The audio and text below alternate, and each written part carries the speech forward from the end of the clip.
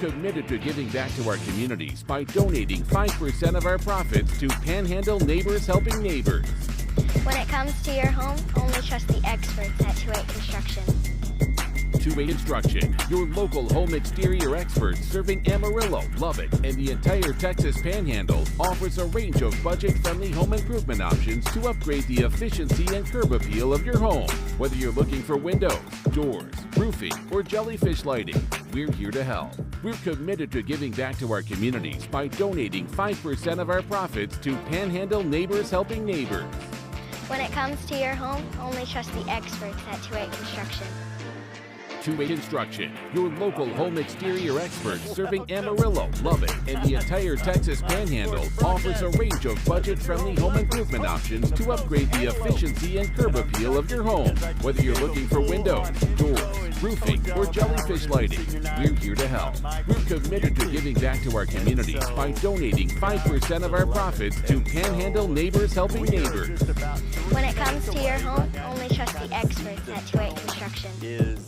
28 Construction, your local home exterior experts serving Amarillo, Lubbock, and the entire Texas Panhandle, offers a range of budget-friendly home improvement options to upgrade the efficiency and curb appeal of your home. Whether you're looking for windows, doors, roofing, or jellyfish lighting, we're here to help. We're committed to giving back to our communities by donating 5% of our profits to Panhandle Neighbors Helping Neighbors.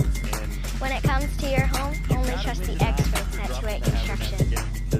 28 Construction, your local home exterior experts serving Amarillo, Lubbock, and the entire Texas Panhandle, offers a range of budget-friendly home improvement options to upgrade the efficiency and curb appeal of your home. Whether you're looking for windows, doors, roofing, or jellyfish lighting, we're here to help. We're committed to giving back to our communities by donating 5% of our profits to Panhandle Neighbors Helping Neighbors.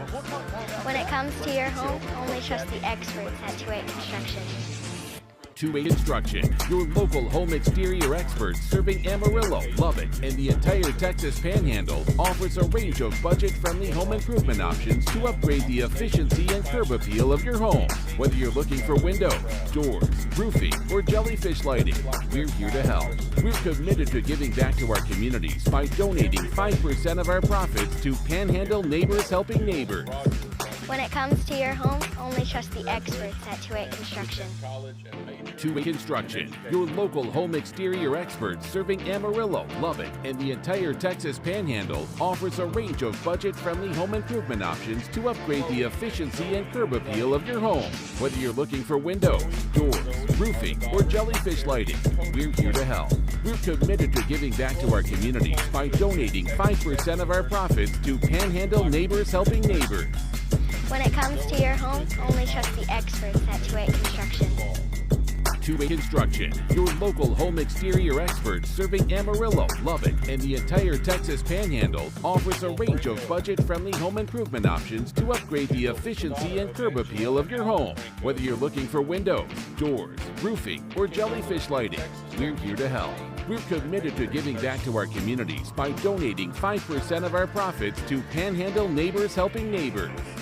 When it comes to your home, only trust the experts at 28 Construction. 28 Construction, your local home exterior experts serving Amarillo, Lubbock, and the entire Texas Panhandle, offers a range of budget-friendly home improvement options to upgrade the efficiency.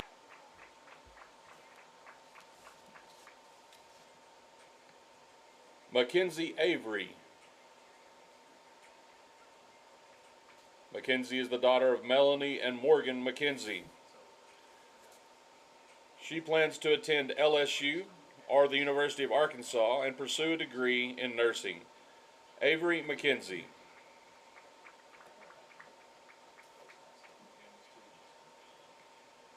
Olivia Mudd. Olivia is the daughter of Sherry and Brian Mudd. Olivia plans to attend Oklahoma State or Texas Tech University and major in interior design.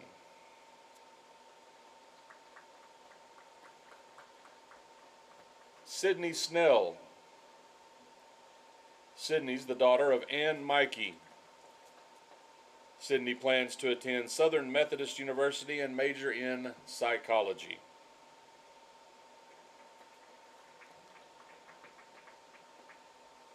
Barron Bass and Berkeley Bass. Barron and Berkeley are the son and daughter of Julie and Kevin Bass. Berkeley plans to attend the University of Arkansas and major in pre-orthodontics with hopes of becoming an orthodontist. Barron looks to attend Oklahoma State University and major in entrepreneurship. Mitchell Baum. Mitchell is the son of Kelly and Jeff Baum. Mitchell looks to attend Texas Tech University and pursue a degree in finance. Bridger Brown. Bridger is the son of Shane and Kim Brown. After serving on a mission trip, Bridger will attend college and earn a degree in engineering. Cooper Brown. Cooper is the son of Emily Brown and Ryan Brown. Cooper plans to attend Texas Tech University to pursue a degree in business. Brawley Chapman. Brawley is the son of Cody and Baker Chapman. Brawley plans to attend Oklahoma State University with plans to enter the Fire Academy program. Caleb Cook. Caleb is the son of Jonna and Brady Cook. Caleb plans to attend college and pursue a degree in finance. Ty Dutton. Ty is the son of Kristen and Rusty Dutton. Ty plans to attend trade school in hopes of becoming an electrician. Jake Fogerson. Jake is the son of Tara and Sean Fogerson. Jake plans to attend Texas Tech University and earn a degree in energy commerce. Jackson Forsyth. Jackson is the son of Crystal Hitt and Jay Forsyth. Jackson will attend South Plains College to earn a certificate in welding and mechanics. Brady Heaton. Brady's the son of Carrie and Jason Heaton. Brady plans to attend Texas Tech University and pursue a degree in business marketing. Colt Keys. Colt is the son of Kim and Stephen Keys. Colt plans to attend the University of Arkansas to major in mechanical engineering. Conley Mounts. Conley's the son of Jalen and Ian Mounts. Conley plans to attend Texas Tech University and pursue a degree in business. Kyre Oden. Kyre's the son of Amy and Jay Oden. He plans to attend the John Deere Technology and Innovation Program and earn his associate's degree. Graham Stanford. Graham is the son of Stephanie and Raymond Stanford. He plans to attend Texas Tech University and pursue a degree in business. Cager Stowe. Cager's the son of Stacy and Justin Stowe. Cager plans to attend Texas Tech University and pursue a degree in business. And Ryder Watkins. Ryder's the son of Kendi and Stephen Watkins. He plans to attend South Plains College and pursue a construction management degree.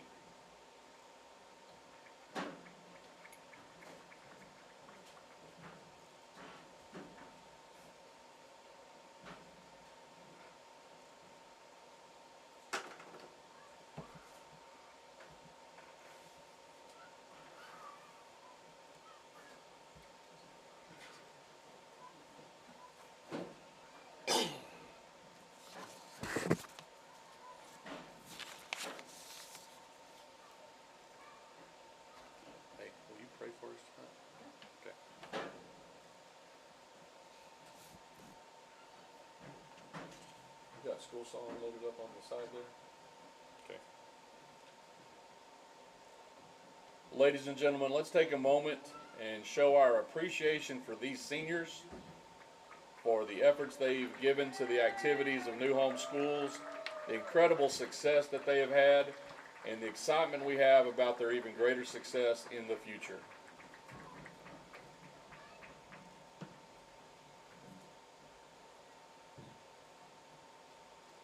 Thank you.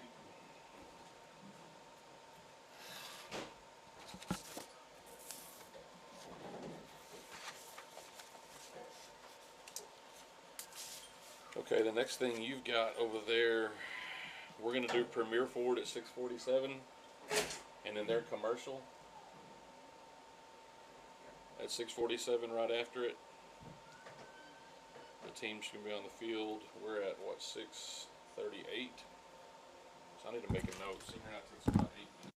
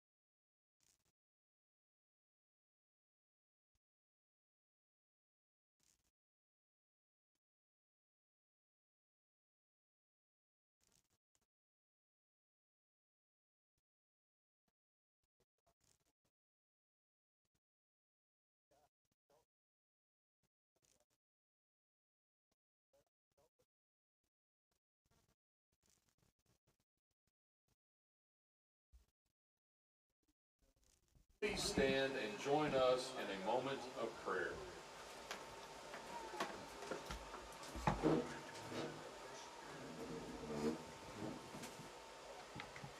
Heavenly Father, we come before you with grateful hearts for the opportunity to gather here and enjoy the game of football.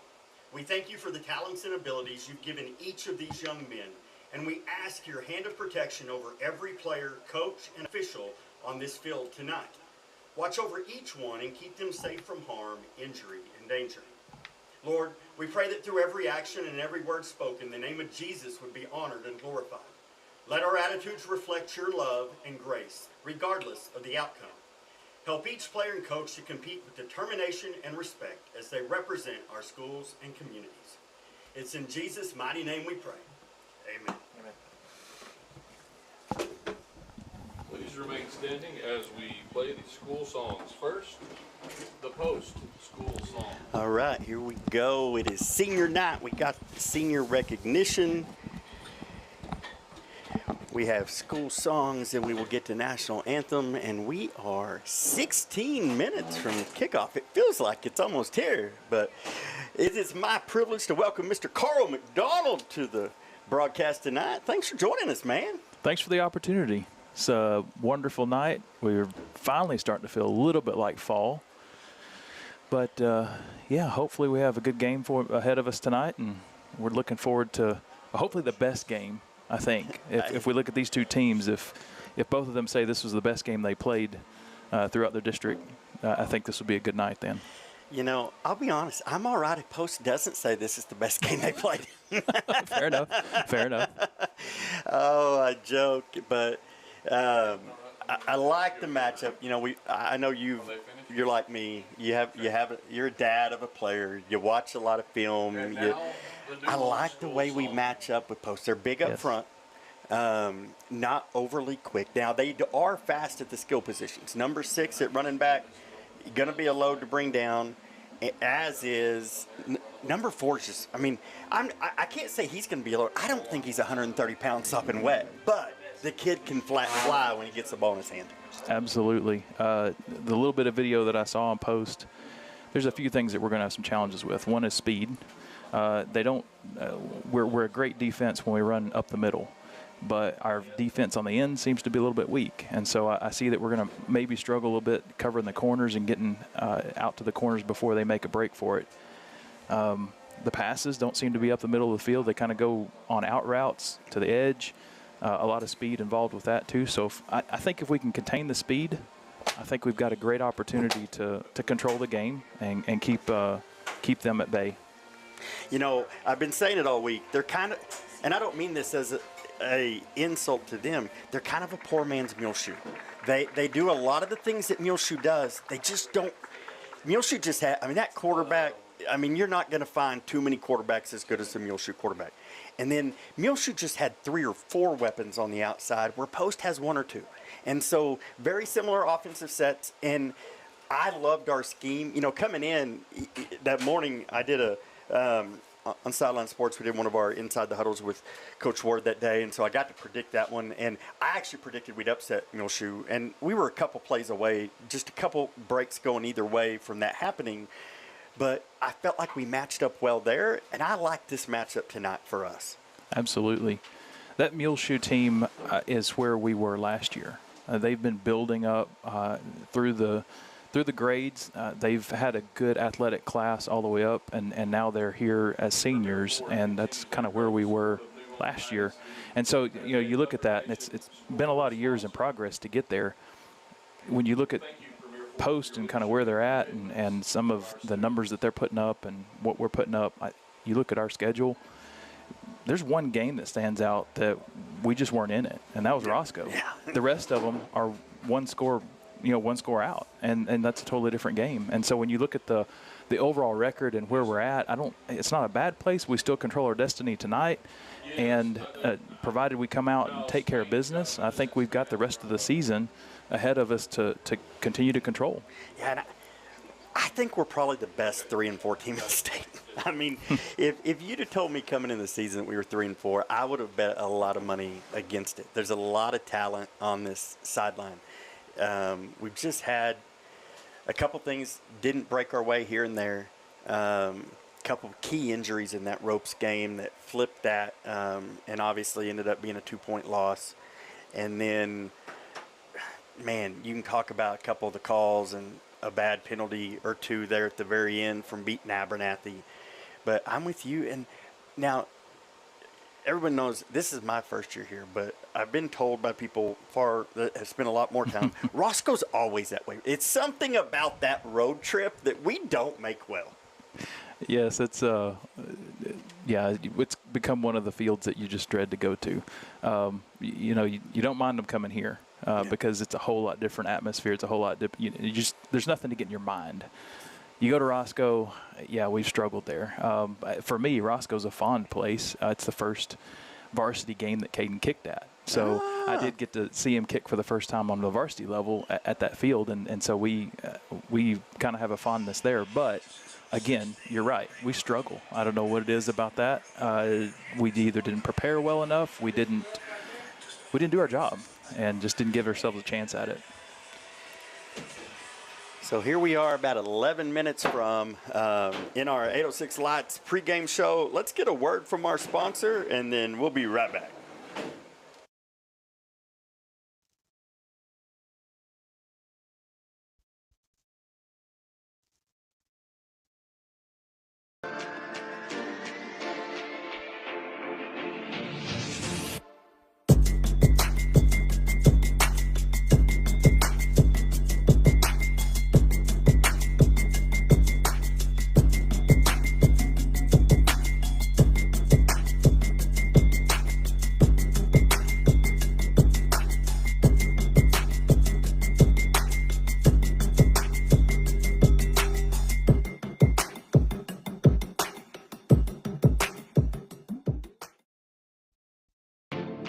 Construction, your local home exterior experts serving Amarillo, Lubbock, and the entire Texas Panhandle, offers a range of budget-friendly home improvement options to upgrade the efficiency and curb appeal of your home. Whether you're looking for windows, doors, roofing, or jellyfish lighting, we're here to help.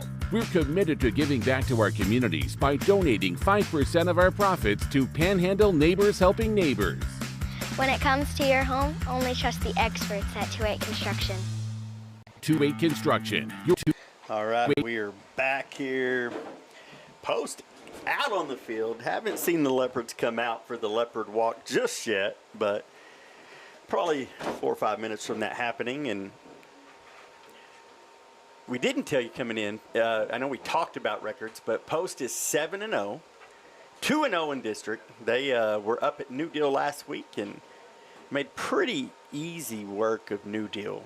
I was talking to their broadcast guys ahead of time, and they said, they returned the opening kickoff for a touchdown, and then they just kind of controlled it from there. And, that's a hard thing for an opposing team. You come out, you're all amped up, and then the opening kickoff goes back to the house. And sometimes teams don't always respond well, and he said they did not respond well to that. And so, but, man, you look at them warming up. I don't know if you can see that. Let's see. Now, here's one thing. We're going to run 2 cameras tonight. So, one, we'll have a little bit more zoom. But you look out here. I'm going to zoom in. We brought our indoor camera into the press box. There's some big boys over there, man. They have some size over there. There's definitely some meat and potatoes being consumed there. But I've seen our guys go out time after time against kids. You look out and say, man, they do it. Liberty was big. Absolutely. And you think, oh, we're going to get handled. And we didn't. And I think that's a tribute to our coaching staff. We go out and we get prepared on the line really well every year. They've never failed to let down at that point. And that's, we talked about it just a second ago, kind of where we are in the season. We're midstream. And, when you watch high school football, I think this is true for most 3A and down type schools. You come out with a couple of plays that are tried and true, maybe 3 pages to the playbook that you're going to go through, and you can pull from any of those plays, and it's going to work for the first few games. And then you start adding more pages as you go along. And so here we are about midway through our season, and we're starting to get a few additional plays that we see that are new from each game. And then you'll get a few added on as we continue to go on that hopefully turn out to maybe be a trick play or something that catches the other team off guard. But, as we talk about kind of where we're at, I expect both these teams to come out tonight and, as you talked about earlier, kind of create a surprise. Catch either one of us off guard. Hopefully we come out with a couple of plays up front, and like you said, if you can get the other team down a touchdown and kind of get in the head, I sure hope that's us tonight, and I hope we can come surprise post and get them off their game and control it from there. Sorry, I was going to brighten this up. I didn't realize y'all see it too, so excited for this camera. This is my first time to actually use this one on a broadcast. Wyatt's still up top. I'm grateful for Wyatt Jones and just his dedication week in and week out. And so here we are mid-season. We're still making improvements. It's trying. But being at home is nice because you got good internet. You can do a few things. It's just – and one thing I forgot to mention is Copper Barn. Y'all, if you are you can even be at the stadium, you can be at home. They're making 2 deliveries to the stadium for pizza orders. So you can order pizza. They'll bring it to your seat here. They'll be bringing us pizza here just a little bit later. I think they make deliveries at 7:15 and 7:45. You can text 806-787-3935 or, oh my gosh, I got to get you the phone number to call. Buffering. I'm like, what is it? 806-924-7682. There you go. And so I had to get that one printed out. That's one of mine that's not on my printout sheet. And so, Carl, you were the very first sponsor of our broadcast, and I want to tell you thank you for that because obviously we don't get to say your name nearly enough because we need to score some more touchdowns. But Carl is our touchdown sponsor, and but thanks for being the first to kind of believe in what we are trying to do here. You're welcome. I love, it's even for us as we go out on the road. It's hard to watch a game, and so it's really nice when you have a good quality setup like you have to say yes, I'll help you whatever you need to do. And I guess that actually includes being up here in the booth tonight. It's fun. It's going to be good. Captains are making their way out as Graham Stanford, Baron Bass, Mitchell Baum, and Caleb Cook. And let me get you posts. They have number 53, the coach's son, Mason Wright. Now I'm going to brag on Mason for a second. You watch on film. This kid does all. He's on the field. He didn't come off the field. He's their center. He's their middle linebacker. He's their extra point kicker. And so they also have number 8, Sean Ramos, and number 57, Cooper Osborne. Uh-oh. He did it last night. He's ready. He did a poor job, but he's ready. He's going to be better. So they're shaking hands out there, getting ready for the coin toss. There we go. Well, it's like, I think I'm on, and he is.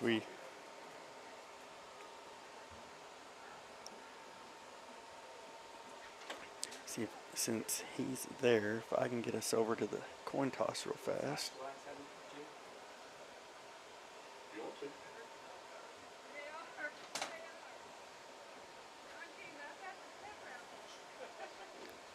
All right, it looks like we're going to defer. Mm-hmm.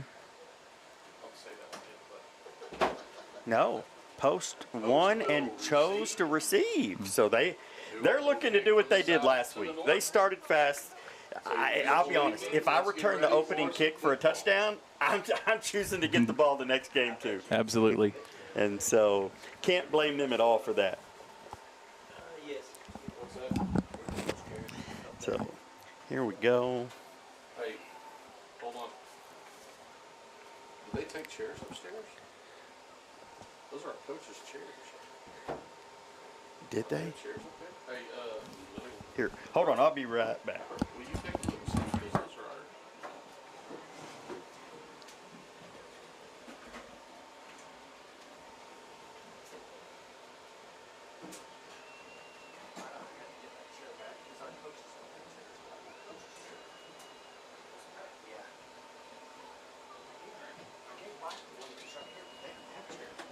And here they come.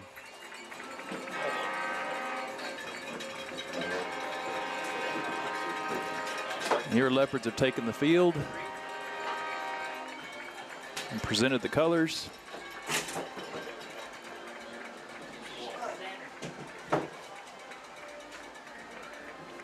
I don't sit down anyway. That is true.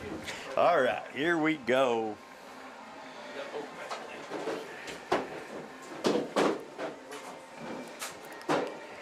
Woo!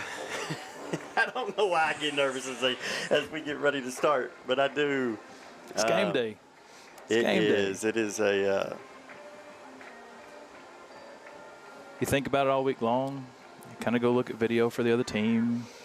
I See watch what you're way up more against. video than I probably should. And I say that I'm always getting ready for the broadcast, but so we will get ready here for the national Please stand. anthem. Gentlemen, remove your hats and join us in honoring the United States of America So and we'll the brave men and women who protect our liberties in the armed services, both do at it home and in-house as abroad, well. with the playing of our national anthem.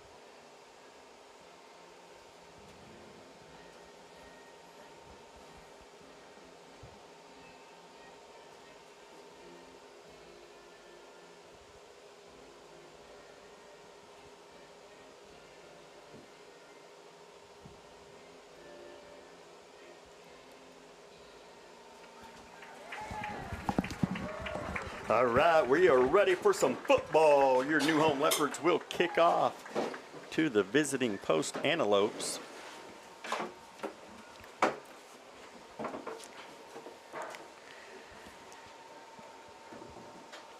First change of possession. Now, we mentioned it earlier tonight, but big implications here tonight. You need this one for playoff seeding, and I'm with you. You know, Carl mentioned a little bit ago, you win this one, you feel like you roll in the momentum all the way through the end of the season, and then you're heading into the playoffs on a 4-game win streak. If you want confidence going into the playoffs, I mean, this is a spot you need to earn right here tonight. And it's, you know, you're looking back at Abernathy, you know, what you're hoping for coming out of that game tonight is to control this game. Yeah. That way you solidify your position a little bit better going into playoffs and get a little bit better seed. And who knows, Post may go up to Abernathy and knock somebody off, and now you got a Absolutely. three-way tie Exactly. that you could sneak in. For Post, Gonzalez, Jefferson, and Ramos. So here we go. Ryder Starkey tees this one up.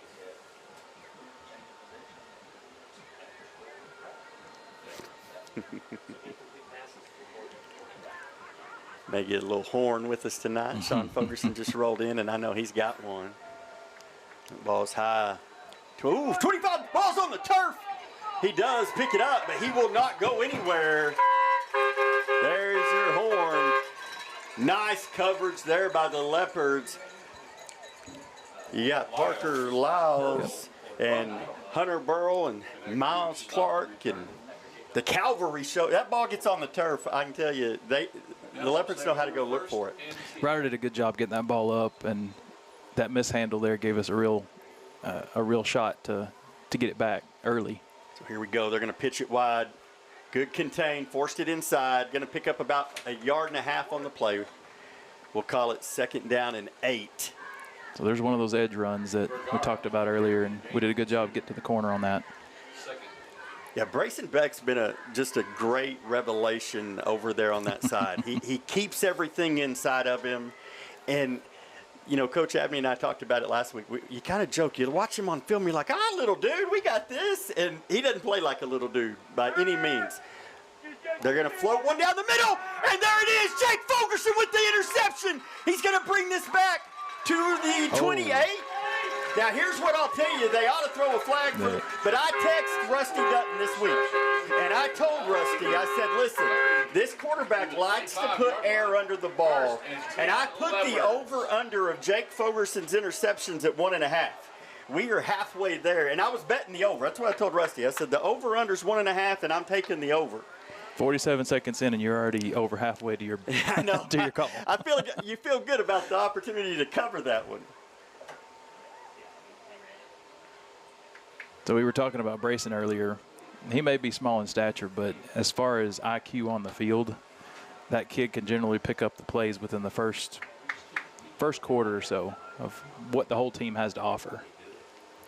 Going to pitch it wide to Graham. Nice move inside. Going to stand him up. We'll lose about half a yard on the carry. But that's what you want to see. You know, I don't know if we talked about it. I talked to so many people ahead of time. That's what you want to see. 53, he's going to be their center. He's their Mike. But get him running east-west because he's not a little guy. That's right. And that play may not go anywhere now, but that's going to pay off come third and fourth quarter. Absolutely. This time Caleb keeps it. Makes a nice little spin move in the hole. He's got the first down and more. Oh, and Mitchell Baum and Cooper Brown are pushing him. It's a scrum. This thing may go all the way to the end zone. Give it to him. Oh, they blew it dead at about the 2, but that's going to be an MC Master Roofing first down at the 1-yard line. You got to love a good rugby scrum, and here comes the Wildcat formation. Caleb's like, dude, I just ran it. Why are you taking me out? You saw what I can do, but I'm going to tell you this. The last thing you want to see if you're the Antelopes is Ryder Starkey running downhill with number 4 and 5 leading the way. That's going to be touchdown, Leopards! Ryder Starkey with the Carl McDonald, Edward Jones 1-yard touchdown run. Dude, if we score this fast when you're on the broadcast call, you may just have permanent duty. Well, that's what we talked about earlier. Hopefully get in early, control the game, and get in their head. So we're on our way. Snaps good, kicks up, kicks good. Caden McDonald. Attaboy. Making Dad proud there. Hey, every great team needs a winning game plan. Carl McDonald with Edward Jones is here to help you design your financial strategy, just like a coach on game day. Whether it's retirement, college savings, or just getting ahead, Carl's got your back. Contact Carl McDonald with Edward Jones today at 806-698-8849, and let's score a touchdown for your financial future. Proud supporter of the New Home Leopards. What a start, man. That was an awesome drive. just the push alone. I mean, Caleb got held up there, and they, put on another 10 yards past contact. And that's sometimes awesome. you wonder, okay, how are we going to come out? What are we going to look like, you know? And they came out and showed you they want this thing. Like, there was no stopping in that. I think every black jersey on the field was behind Caleb at that point. Yeah. Another good high kick. This one, they got to their speedster, number 4. That's Jefferson. He's going to bounce outside. Good job cleaning it up there in the middle. That's number 26, Brayley Chapman with the tackle. And I know that's up to the 35, but if you're going to kick it to 4, that's a good, I mean, you saw he can fly. And I think they were following their cues from the week to contain the outside, keep him in the middle, give us a chance to get him down a little earlier. Go where your help is. They're going to try to run this one behind that big old line. Mm-hmm. And there's Starkey, Ty Dutton. Grayson Snell in the middle of that. Grayson and them are looking up at a really big offensive line. And they're going to, quarterback pulls this one. Ty Dutton, no! Here's what Ty does, though. Ty doesn't quite make the tackle, but he holds on stretches that play out until the cavalry can get there. That's going to force a third, and we'll call it 6. And this is where they don't want to be. They do not want to be in the passing situation. And if you notice there, they were in a hurry up. They didn't take maybe 4 seconds between plays on that last one, so they're trying to rush. Oh, it's going to be wide, and we'll have the punt team. Now, I'll tell you this, 53, that was impressive. Heatwell is not a weak guy. He may be the strongest guy on the team, and 53 ended up pancaking him in the backfield. I mean, Coach Abney told me not only does he do all this on the football field, he's a state medalist in the discus, and somebody else told me he was a state champion power lifter. Yes. He is committed to it. And it is a high, short kick. Leopards are going to, Cooper was thinking about it. But it will be down at the 28. We have 8:50 to go here in the 2-8 construction first quarter. And man, oh man, what a start for the Leopard defense. You have to know the still small voice of the coach was in his ear right then saying, don't do it. Well, and Parker was telling me one of the things they talked about this week is fielding those. He kicks a high kick. It's not going to travel far, but once it hits the ground, you never know where it goes. So come up, let's field some of those so we don't give up sometimes that 10, 15, 20 yards worth of bounce and roll that those get. Hand off to Graham, straight up the middle. He won't go far. Pick up about 1.5 on the play. Stanford on the carry brought down by Hawkins and Wright. I'll tell you, 53 already hobbling a little bit. They keep that middle pretty tight, so it's going to be hard for us to get that north-south right up the middle. And you wonder, do you do a couple of those just to keep them honest? Absolutely. Keep their eyes inside, knowing you're going to try to stretch it. Ooh, just a little out of the reach of Parker Lyles there. Caleb had a lot of pressure in his face. He did. Coach fastball's incomplete. Third down. He got it out about as fast as he could. If he can get that on Parker, he can turn that thing upfield because he had Colby and Cooper in front of him ready to block that. That's a challenging catch to make. I mean, these kids come out and they'll make some of these plays look easy, but making a catch over your shoulder, turning, running the other direction, that's a little bit harder than you might think. 3rd and 8. They're bringing pressure. Caleb rolls. Oh, he's got Cooper. Great pass. Great catch. First down at the 43-yard line. What a job of Cooper working back to Caleb, giving him a target so we could pick up that MC Master Roofing first down at the 43. That's right. Cooper made a great run. Went out along the sideline, came right back to him. The defender was on the other side of him, so there was no chance of him getting to the ball first. And he waited till Garcia turned his hips, and then he broke back. Woo, Stanford, nice stretch. Going to pick up about 3 on that. 2nd down and 7. Graham found some space to get loose in there. And Graham's just an athlete at heart. All growing up, parents have always said that they'd go out and print tickets so you can come watch them play basketball in the living room. Oh, they'll have a little shuffle there to Kobe. Kobe breaks the tackle. He's going to spin out of one, and it's going to be an MC Master Roofing first down. Colby Cook takes the shuffle pass for a... You can't arm tackle Kobe Cook. Absolutely right. He's going to refuse to go down every time. And that was a little tweak to that play. Typically, we tossed that to Parker the sniffer. We knew they were bigger inside, and it was going to. And so this time they shift Parker into a tight end, get Kobe an extra blocker, and now you've got one extra helmet on, and Kobe makes the most of it. Look at Caleb. Woo! And if you don't have Colby by the legs, you're going to have a hard time. So Caleb will go for no gain there. They read that well. They had a linebacker sprinting to the line, and he hit Parker. I mean, as soon as that ball was snapped, he hit Parker coming full speed. But here's the thing. Now that you've seen that, you get a delay call there, and he's going to be offsides. You can see he's coming fast. Nice catch there by Parker. Can't quite. Good tackle there by 23. Going to be about 3 yards there. Going to 3rd and 6. Parker doing a good job working both sides. And that's that pass that he struggled with just a second ago and then turned around and made it. Well, and Caleb got a little more time that time. You know, to get it on him. When you get it out on the fingertips, those are –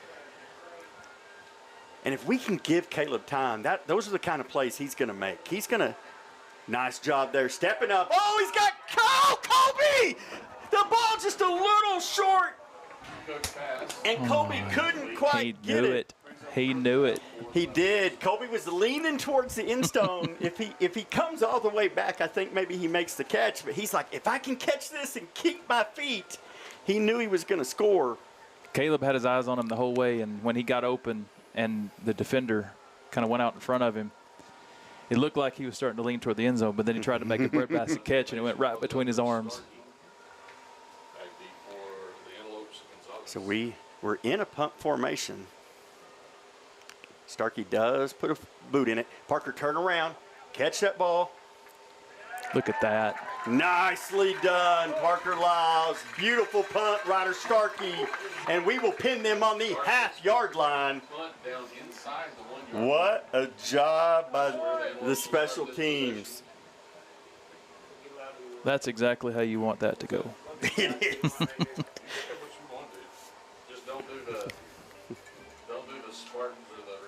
Yeah, it was nice to see Parker get down there right on with his feet on the line and waiting for the ball to come to him. I'm sitting here thinking, just look at the ball, and he's like, I know what I'm doing, Dad. Chill.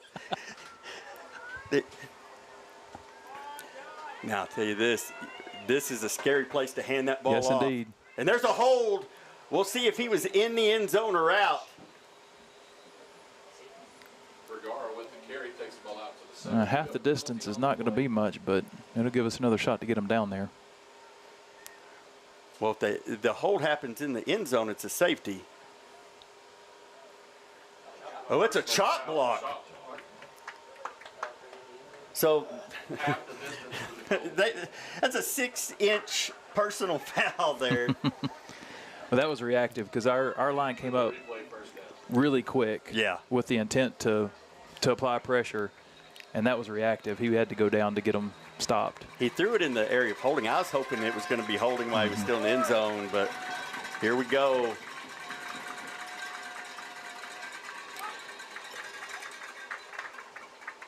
Good job getting him to the ground.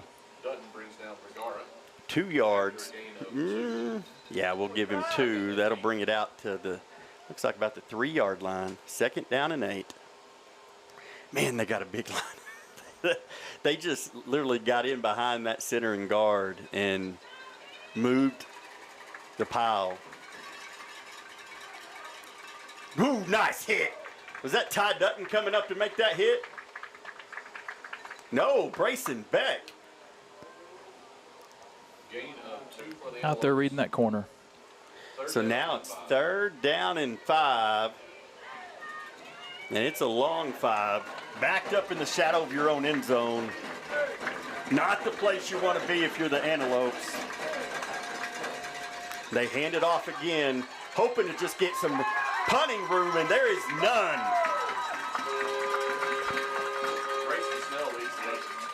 Good job. You know they worked on that all week long just to try to keep that ball down there and not let them have any room to run. I'm surprised they went with all run plays there. I think the last thing you want to do is give that D-line time to tee off and get back there. Now, I'll tell you, there's been a couple times they've snapped the ball high and had some trouble. This one, they get off. We're going to get under that one. Nice field. At the 6, got a block. It'll be down to about the 8. Colt Keys, the 8, the 34. I was looking at numbers on my sheet trying to build. I was like, was it 6 or 8? In my head, I was trying to figure out, is it 6 or 8? And then I'm like, wait, we don't have an 8. But 8 was in my brain. So here we go. 3:46 to go in the 2-8 construction first quarter. I should have got you a word from one of our sponsors as we come out for the MC Master Roofing first down from the 35, just inside the 35. Well, maybe we call that the 34.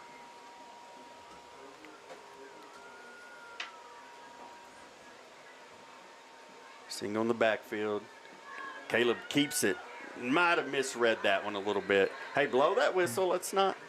Cook on the keeper is brought down in the backfield by Yep, you know he's thinking, I wish I'd let that one go. Yeah. 2nd and 11. Or maybe sold it a little bit better. Well, the problem there was just it was the backside end that was able to get in. 54 actually made the play.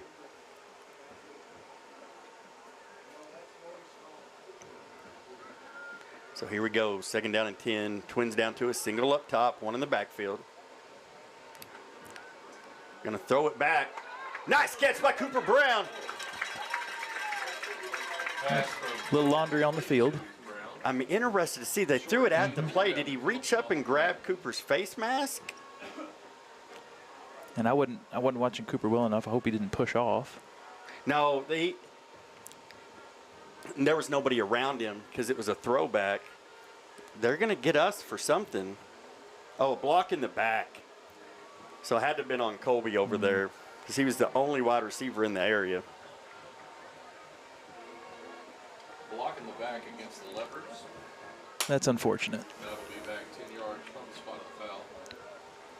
We will replay 2nd down. So here we go, 2nd down and 20. Call it 19, not quite the country mile. Single down to us, Twins up top, Ryder Starkey in the backfield. Caleb takes what he can get there. A lot of pressure off those edges. They brought those from way outside. As soon as Colby stepped back, Caleb stepped back, he had somebody 3rd down and 15. right on top of him. Yeah, and that's a hard block for Mitchell because that end was lined up outside of Parker as the tight end. Now, when Parker goes into the route, if Mitchell's got to try to get there, and 23's quick. Oh, set up the screen perfect. If he can get away from 54, he does. Ryder Starkey down to the 30. That's going to set up a 4th down and manageable. That's a gain of 9 yards. What do you do here? You go. I don't think there's any thought of punting. 2 minutes to go here in the 2-8 construction first quarter. 4th down and 5. The way your defense is playing, you like your chances, even if you turn the ball over on the 30. Them going 70 yards is slim to none.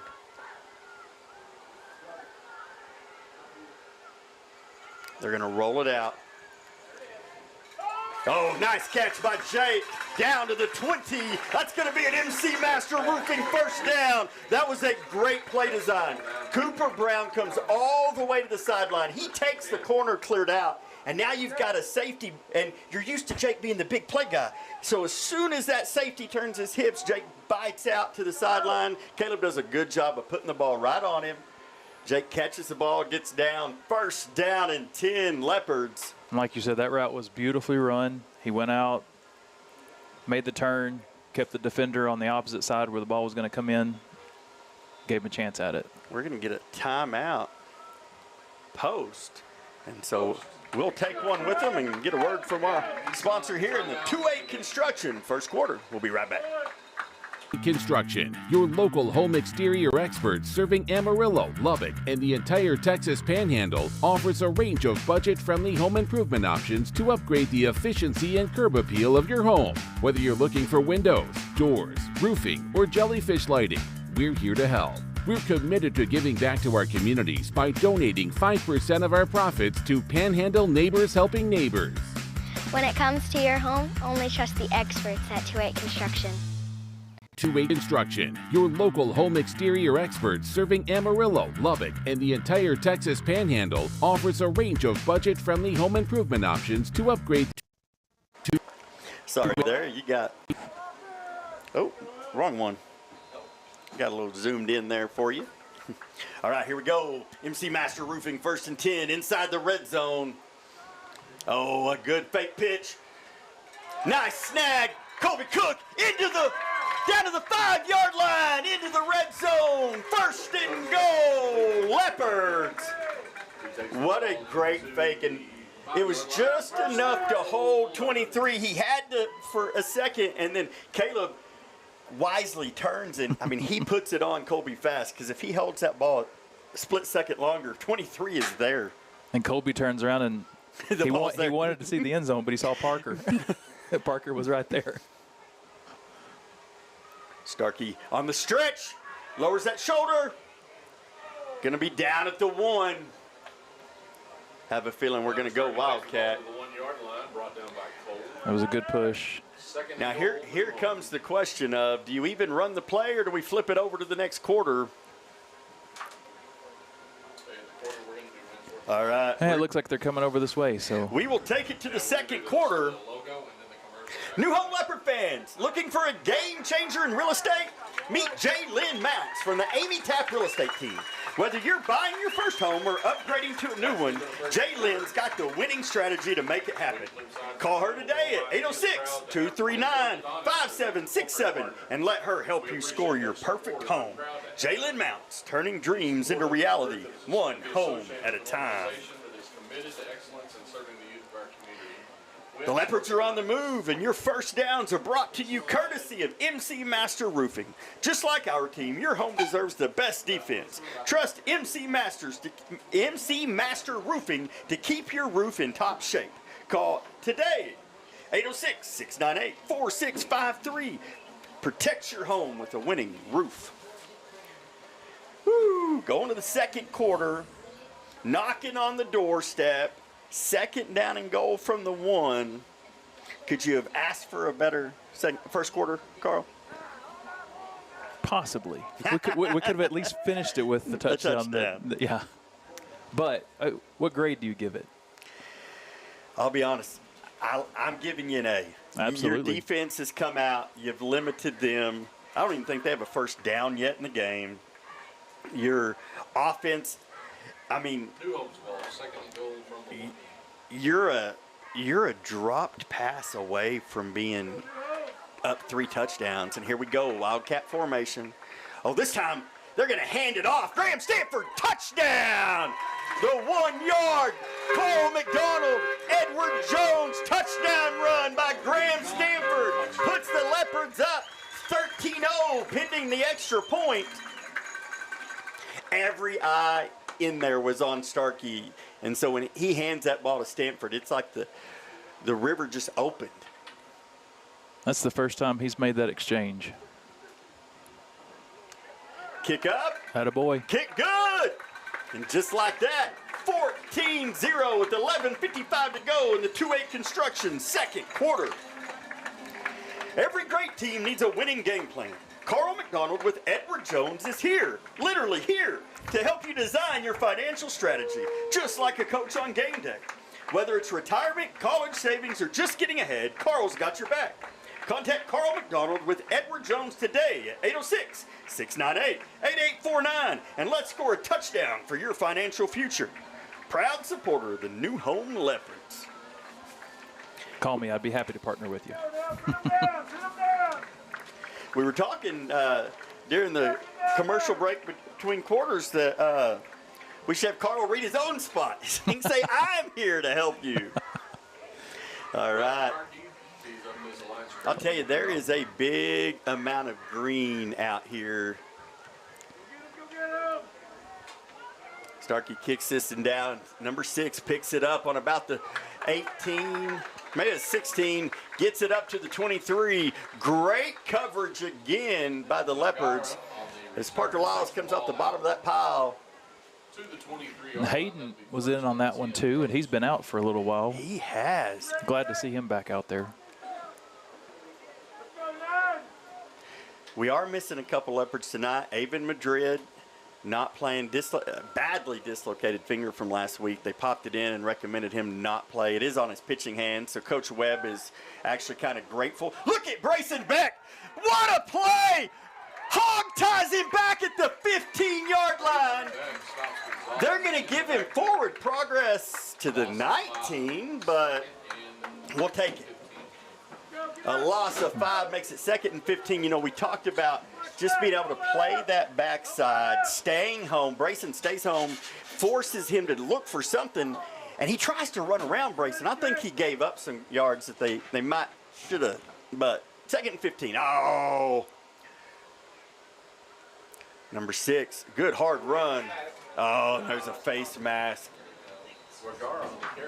We're going to get hurt on that one. We were offsides, and then Jake ripped at the face mask. So 2 pieces of laundry on the field. That will give them their first down of the game. And you know, he wasn't reaching for it, but he found his hands right there in front of him. We're just in the wrong place. Well, here's the thing. Jake was not about to let go. That's right. He's like, I'll take a penalty over 6 breaking this free, because when your safety's the last guy, you're all right with him using any means possible to get him down, because that means there was nobody past Jake if he got free. I sure was hoping that we could capitalize on that backfield tackle. That's a tough break. 6 dancing. Colby does a good job. What?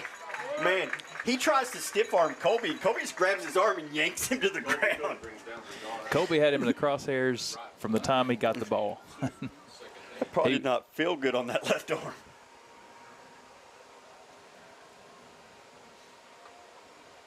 And equally, if you're not squarely in line with Colby on that to make a tackle, but if you're within just a few inches of him getting you, he's going to get you. I agree. Oh, they did a really good job of blocking that inside, got them the edge. That's going to be a first down. Cooper Brown got the stop there. Max right on the line. Cole with the catch.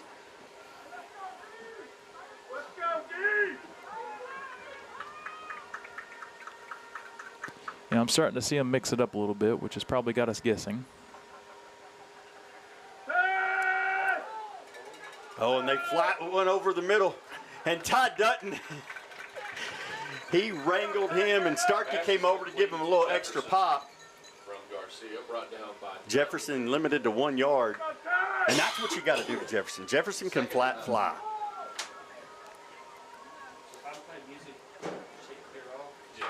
They are trying to find a way to get the ball in his hands.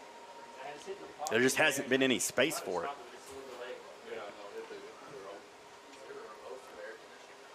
Handoff.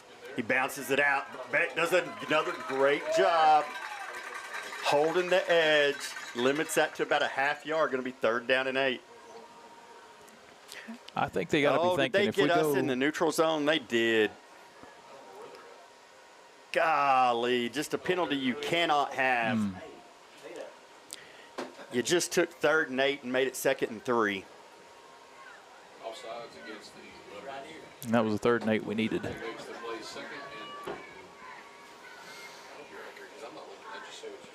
But I believe they got to be thinking, if you go left, you're going to see Brayson standing right there on the corner waiting for you. You are. But on the other side, do you really want to go run into Colby Cook? Goodness gracious, we give them the first down, and now the free play.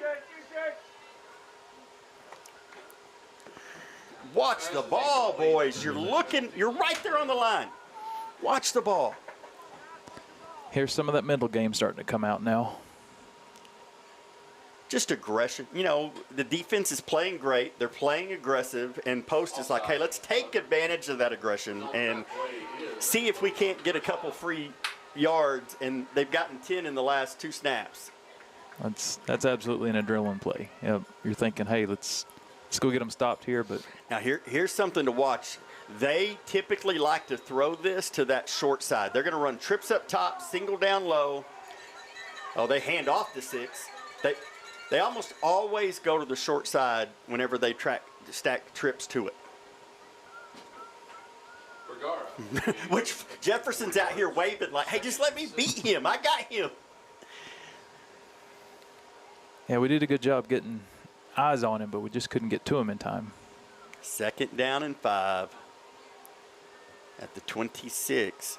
Post trying to get back in this game before halftime. Woo, wrap up. Going to gain about 3. You're going to set up 3rd down and a long 2 here, maybe 3. This is interesting. All the runs that I watched Post run, they really try to get to the corners, and they're doing a lot more inside work than they have previous games. I think they know how small our D line is, and they feel like they can lean on us.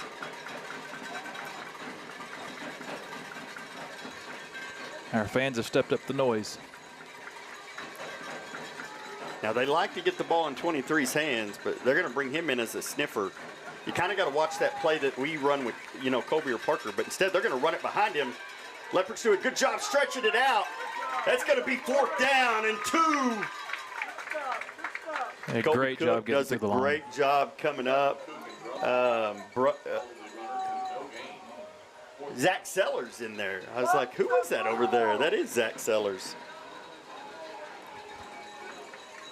A good job getting pressure early and keeping them contained. This feels like a big 4th down here we for go. Post.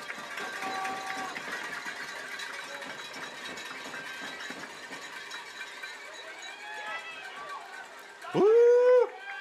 They're going to give it to him. Yep. What is the foul for? Oh, they're going to call that on the late throwdown.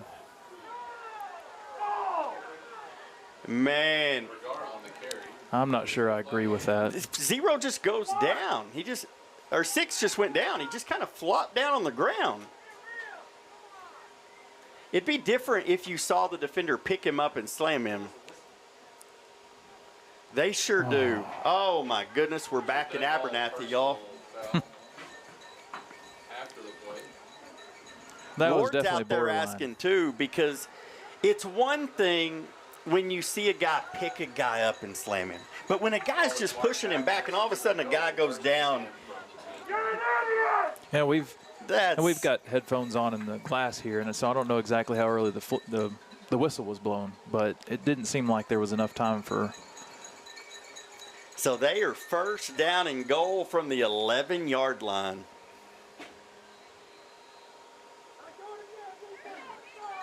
They were going to have the 1st down. They had picked it up. They just gained a few extra yards with the personal foul.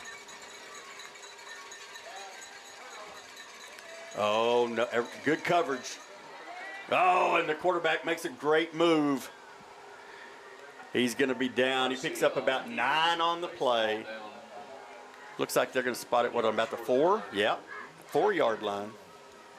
And you said it, our secondary did a good job taking away his options, and that left him in the backfield alone. Unfortunately, he was able to still make a gain out of it. And he made a great play. Kobe's coming up to make that play, and he juked Kobe pretty good. So, handoff up the middle.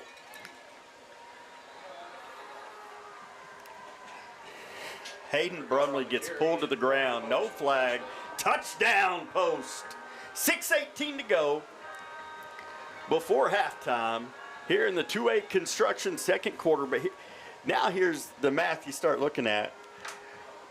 The Leopards go down and score, and they also get the ball to start the 2nd half. I think we had a camera freeze. Let me get it flipped over to the other one. Oh, and the kick is blocked. He can't advance a block kick. Nice job, Leopards. Makes it 14-6. So 6:18 to go here in the 2-8 construction 2nd quarter. Let's get you a quick commercial break and word from our sponsor. Construction, your local home exterior experts serving Amarillo, Lubbock, and the entire Texas Panhandle, offers a range of budget-friendly home improvement options to upgrade the efficiency and curb appeal of your home. Whether you're looking for windows, doors, roofing, or jellyfish lighting, we're here to help. We're committed to giving back to our communities by donating 5% of our profits to Panhandle Neighbors Helping Neighbors. When it comes to your home, only trust the experts at 28 Construction. 28 All right, we're coming back. 14-6 as the Antelopes have scored here. 6:18 to go, 2 half. I know we talked about it a little bit ago, but New Home receives the second half kick. So we don't typically have 6-minute drives, but if you had one and paid off with a touchdown, it wouldn't be the worst thing in the world. Yeah, I'm a numbers guy. I think you're right on with it. I think you like where you're at right here. Go down, put a few more points on the board, and keep rolling. Man, Brumley with the load of speed. Now, you better throw a flag there because Brumley's a good 5 yards out of bounds. They will not. Definitely, you heard the fan in front of us. I won't tell you his name, but he was spot on. Just that's all you ask of officials. Call it both ways. If you're going to call a ticky-tack one in the backfield, call one that's 5 yards out of bounds over there on the far side. If you ask anybody that's been an official, that's the one thing they hate to hear. Call it both ways.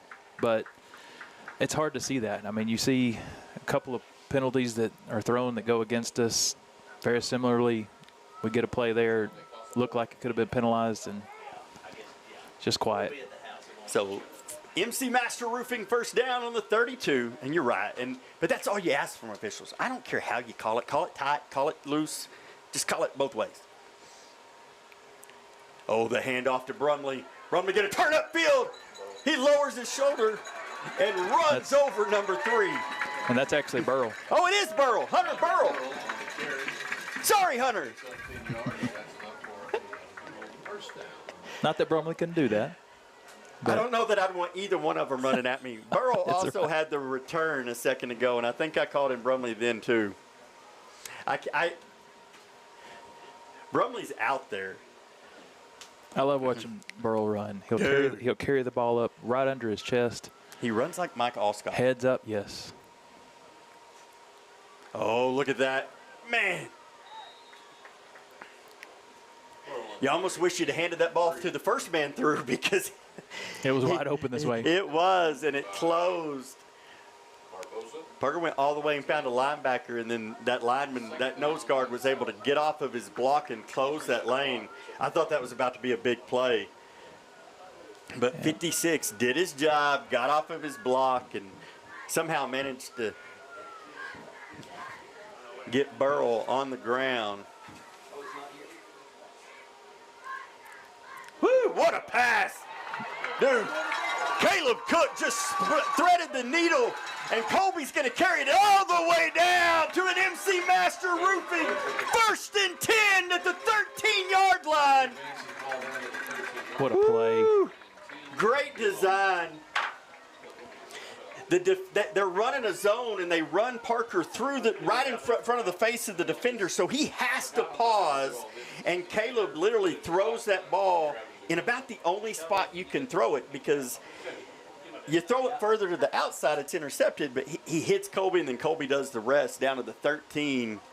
4:30 to go here in the 2-8 Construction second quarter. I know all you Leopard fans know this. These are brothers, and it is so much fun to watch that. Woo, 23 does a great job shooting the gap. Caleb does a good job fighting to get back towards the line of scrimmage. It'll be a sack, but only a 1-yard loss.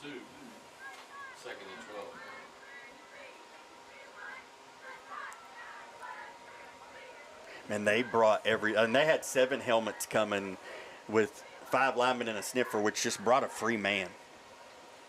And he didn't buy the fake at all. He was on it. He was like, I'm taking the quarterback no matter what.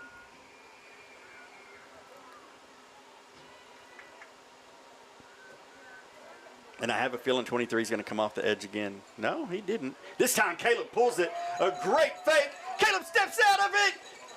Drives down. That's going to be, it looks like enough for a first down. It is. It's going to be 1st and goal from the 3-yard line. Yeah, I've seen it all season long. Caleb will do a great job getting out of the way of that. So really all you get is a shoelace, a piece of his clothing, something. But what I hate to see is him standing up trying to get a little bit more, and he's just an open target. Well, this time in his defense, he saw the linebacker coming, and he got down. He earlier in the season, and in the preseason, he took a good shot on his shoulder because of that exact thing. And this time you saw him. He saw the linebacker in his peripheral, got down, didn't take the big shot. Burrow just barrels over. 23 again, shooting that gap. They're timing our snap. If we could just do a hard count, but at the same time, you don't hate the clock running. 2:45 to go here in the 2-8 construction second quarter. You got to believe coach is saving that for something. Waiting for that snap count to change at the right time. Yeah. And let's be honest, right here you're not gaining much if you get them to jump. That's right. I mean, that extra yard from the 2 to the 1, when you may need it on a 3rd and 6 or 7 that gets it down to a 3rd and 2 later. It looks like we're going to get a timeout here. And it will tick down to 2:15, 2:16. We'll Attention Leopard fans, Jay Lynn Mounts from the Amy Tapp Real Estate Team is your MVP in the housing market. Whether you're looking to buy or sell, she brings home field advantage to every real estate transaction. Call Jay Lynn at 806-239-5767 and let her expertise guide you to your next victory. For a winning real estate experience, choose Jay Lynn Mounts.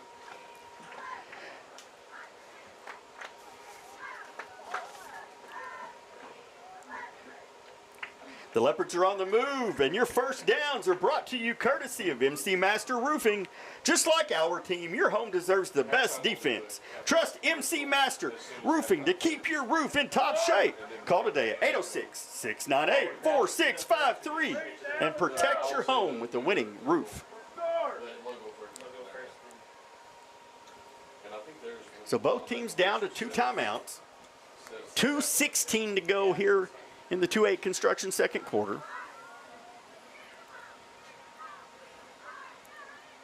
Pitch it out to Burrow. He turns those shoulders uphill. What a job!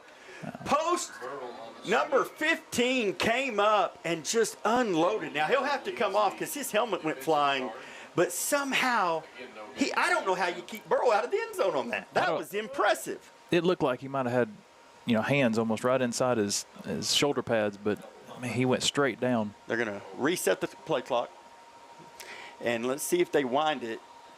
They do. So here's the question. If you're the Leopards, do you snap it quick? Yeah, I guess you do. Ryder Starkey lowers the shoulder. He's in. Oh, they didn't mark him in. Oh, he finally did. Ooh. And that's a Cole McDonald, Edward Jones touchdown run by Ryder Starkey. Well, hold on. He marked him in. No, they called it. Yeah, he put his hands up and then he put his hands out like, well, was this really what I meant to call?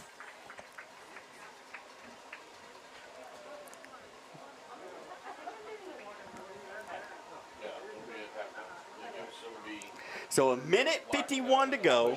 Knowing you were about to score, you almost hate that you scored so fast, but that's all right. You asked that question. I was about to answer no. I'd hold on for 40 seconds, but when you're ready to go, you're ready to go. Well, and I think going fast kept them from being able to sub anybody too.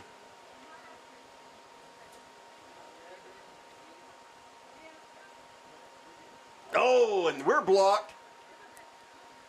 And it'll go down. So here we are, 20-6. Post did what they needed to do to keep it within 14. 1:51 to go in the half. And that came through the right side. I'm going to hit record. I think I've got enough space on this new disc. That way we can replay a few of those.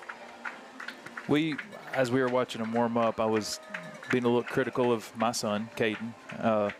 He was firing them out a little bit low, so he may have caught that one a little too high on the ball and not got enough elevation on it.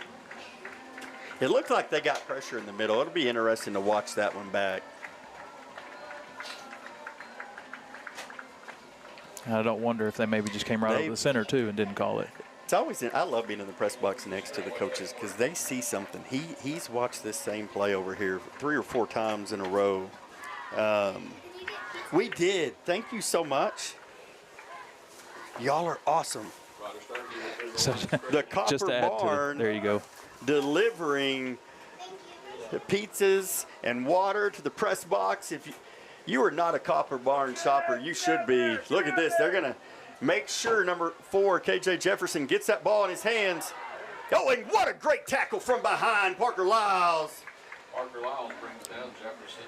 Not until he gets to the. Now, I'll tell you, Parker may have saved Jefferson from Ryder Starkey because Ryder was squared up waiting. And most of the time, you don't fear the kicker. But when Ryder Starkey is the kicker, you don't want the kicker blowing you up. He's going to leave a mark.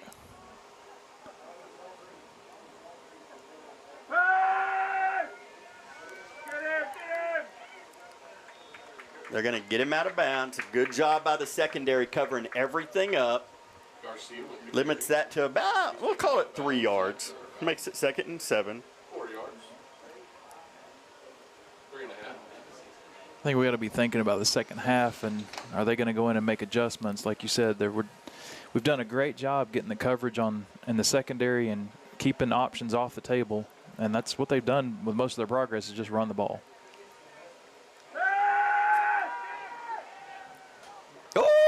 Brayson was looking to make a tackle. If he's looking at the ball, he may have a pick 6. That ball was thrown behind number 1.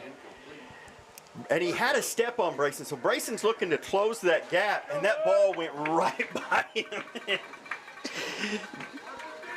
So here we go, 3rd and 7 with 92 seconds left to go before halftime. This is a big 3rd down for Post. Watch the ball. Everybody's dropped into coverage. Yes, and it's an incomplete pass. Clock will stop.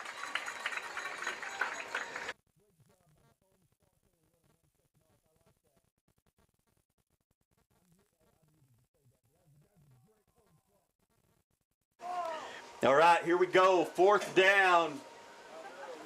Clock stopped. Leopards have 2 timeouts to their name in 91 seconds. Oh, they're going to go for it. They're going to go for it. Woo! I don't think they're going for it. I think they're going to give a hard count. You're right. Okay. Yeah, there we go. They needed the help of the fans, but they finally did call it because the center moves the ball when he stands up. So. Oh, wow. That's, what a call. You can't, I swear. I know this is my first time announcing, but that's hard not to react that way. They are going to give this, they are doing everything. I don't know what we've done to the officials in this district. That's hard to swallow. That is, so they all stood up. The center moves the ball, and our line falls, and they call us offsides. Now they're going to go for it. And they get it. Wow. Minute 27. I don't know that I've ever seen that before. I mean, you have your whole line down, and then they all stand up. He takes his hand off the ball. The center can't move. And the ball rolls. Yes. Oh, good job. What a, hey, and here's the thing. Hayden Brumley had an opportunity to destroy that quarterback, and he didn't. And that was a wise play. Absolutely. Because if he even touches him, I think at this point, the officials are going to give them 15 yards. And Brumley wisely hands up and does everything he can not to blow that kid up. Now, if I'm the quarterback, I'm getting rid of that ball fast, too, because Brumley is... That's a lot to look at. He is not a small young man. Boom! What a tackle by Beck!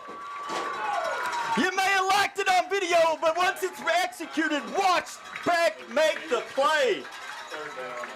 And you know they've seen that. That play was run several times in the Olton game. It was. And that's what they were watching over here on film. They watched the last time they ran that. They were watching it 3 or 4 times, and they felt like they had that thing set up. And Brayson read it from the get-go. And he made a break on that ball, and as soon as, I mean, you can't time it any better. Ball, tackle. And Brayson knew exactly who was getting it. The one in the back. Yeah.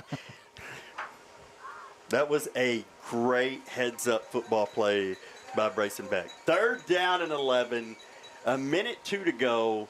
They have spent their second timeout, so they have 1 left. You know, we'll probably talk about this a little bit more at half, but, you know, if you think about all the progress that Post has made, where does it come from? Penalties on us. It is. And we maybe we're not just into it so much that we're giving it to them.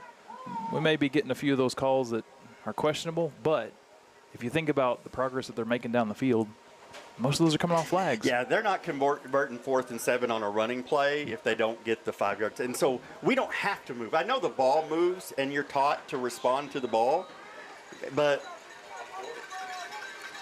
we're going to bring pressure off this edge. They pick it up. That ball skips in, incomplete pass, 57.9. I think they have to punt. You don't turn this ball over to the Leopards right here, do you? Not with a minute left, and the progress that we've made. But they're going to try it. Here they go. They are not bringing out the punt team.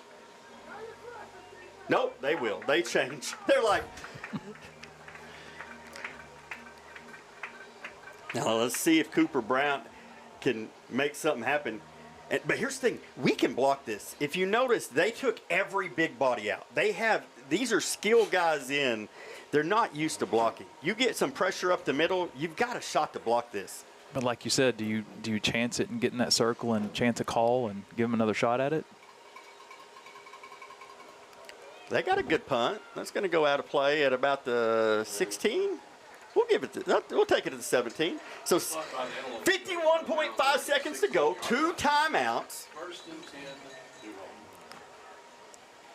I think it's going to be interesting, but I have a feeling you're coming out, trips to one side, single to the other, and you're running 4 verticals first play.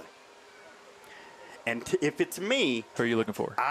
I'm running Jake up top. There you go. Because number 4, Jake's probably got him by 6-7 inches, and 4 is a freak athlete. Like, he's incredibly fast. But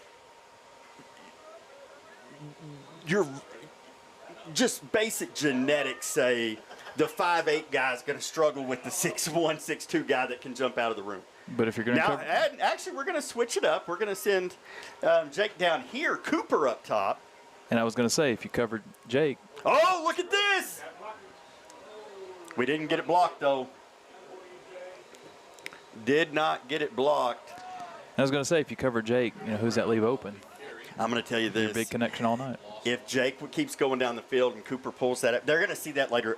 They read that well, and all the defenders pulled up.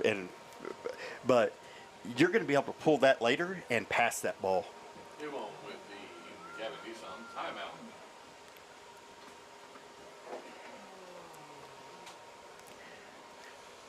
What a half. Back to the Copper Barn. I was thinking Cooper Brown because Cooper just had made the last play. Back to the Copper Barn. Grateful for them hooking us up a pizza, y'all. You think, man, we don't have a pizza place in New Home because you think, man, I just don't drive by one. Man, the Copper Barn makes great pizza. You can always give them a call at 806-924-7682, or you can text them at 806-787-3935. They'll hook you up. Got us waters, got us pizza. Now I'm excited for halftime, but I'd like a Leopard touchdown before we dig into the pizza. That's right. We schemed a play last week, and I don't know that you can run it on the short side of the field. You almost got to get the ball to that side. But and here you have Jake with the safety, that slant, and you let Jake get off to the races. But we're going to spin the other way. I think we were just taking this to the half. That's right. Yeah, Coach is looking forward to getting the ball back. Start the half. Don't take any unnecessary risks. You've got control of the game. I don't think we make it. I have a feeling we're going to take this one in. So have a feeling there will be a senior ceremony at halftime. Is there anything for seniors? No, nothing for seniors. So we'll take a quick break here, and then we'll come back, and Carl and I will talk a little bit about the first quarter. Before we go to break, though, how do you rate the first quarter coming in? First quarter we said was an A. And then second quarter. How do you rate the second quarter? I still got to give them an A. I mean, well, okay, let me qualify that. I'll give them a B just because of the penalties. However, I don't know that all those penalties were exactly earned, but when we're penalizing ourselves, I don't know that you can give that an A and say, we're doing well. Yeah. No, I'm with you. I would have given them a B as well. The drop pass, obviously, though that may have been at the end of the first quarter. But I'll wait till it gets done. But very much so. I mean, I think we did a good job controlling what we can control. This one jaws when y'all want it. Pepperoni pizza. We're doing a good job controlling what we control. We're staying within what we do well, and no unnecessary risks. Like you said, when you're up 20-6 at this point, you don't have to take them, and that way you keep momentum on your side. Yeah, absolutely. So we'll have a 24-minute half. We'll have the post band, and then we'll be back after the break. We'll come back probably about 4 minutes left to prep the second half as the Leopards they will receive the opening second half kick, and we'll look to take control of this game, try to make it a 3-score game before we give the Antelopes back the ball. So we'll be back right after this.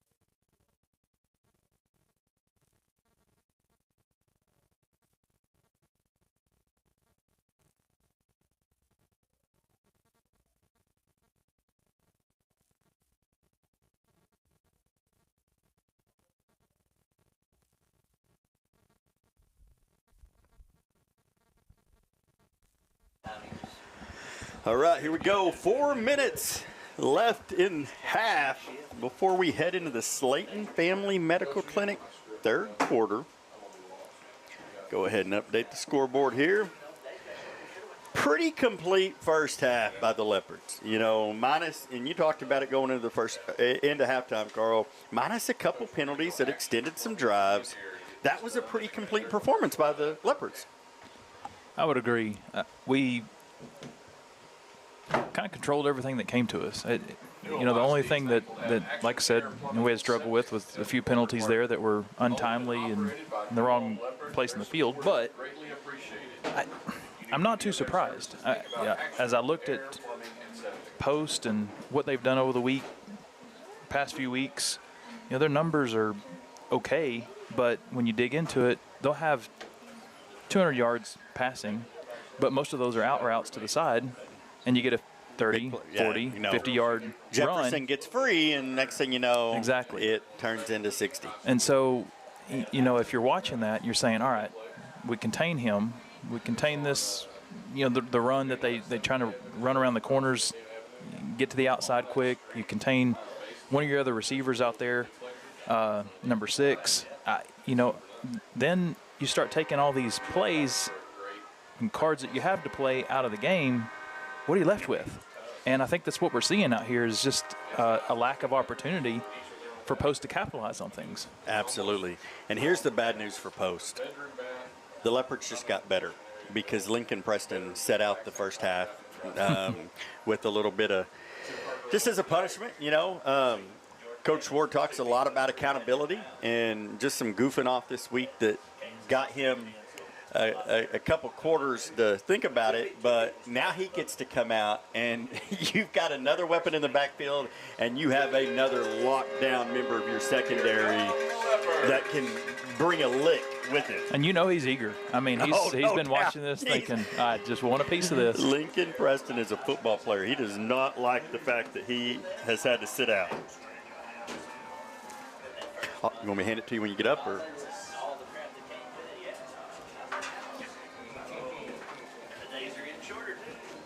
I don't know if we're going to get the opportunity to, but I was asked, Cager Stowe was born in Georgia. Oh. And so his parents text me, or mom text me and said, hey, if you have a chance, give a shout out to Granny Gale, who's listening to this right now all the way over in Georgia. I love, and if you're watching this on like social media, or even on YouTube, leave it. I'd love to hear where you watch in the comments. That's always the funnest part because that's why we do this. Away games, a lot of locals get to watch them, but I get so many messages on social media from grandparents and cousins, and we had a dad last year. When I called in Bushland, I had a dad that was stationed overseas and got to listen to his son and watch his son.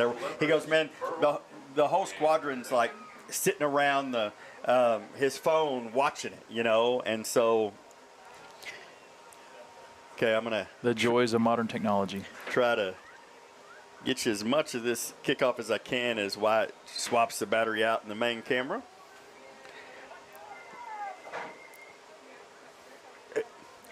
Deep kick, up, taken by the up guy. Oh, there's Lincoln Preston, first play of the second half. Speaking of. And he's up to the 32. Lincoln Preston takes the opening kick, brings it out to the 30-yard line. And that'll be an MC Master Roofing first down from there for the Leopards. You feel like this is a chance for the Leopards to really put their feet on the proverbial throat of the Antelopes and take this thing over. Absolutely. I mean, you have a chance here in the third to just put it on cruise control at some point. I got to believe that's on the coach's mind. It was over half. That's what they went in and talked to him about. Said, hey, you want to get out of this tonight, get on with the rest of the season. This is how you do it. Come out in the third quarter, make a statement, get another score. Now, this looks a little interesting. 53 was hobbling a little bit at the end of the first half. He is not on the field right now. He is their center and middle linebacker. Woo! Number 24 sure brought a pop as Burrell brings that up for about 3 yards as Hawkins comes over and makes the play. Burrell got out of there quick. They caught up to him. 2 Hawkins on the night. Caden and Colton. Number 23 and 24. And they kind of both over there on that left-hand side. They're big boys, too. Gonna hand it to Burrell. He's gonna go nowhere. Yeah. Well, and there it is again, a long time after the whistle. Fans are asking for a flag. And the reason you hear the fan, if you're late tuning in, there was a play in the first half where I think it was Bridger Brown maybe that just was kind of pushing the running back. They called forward progress over.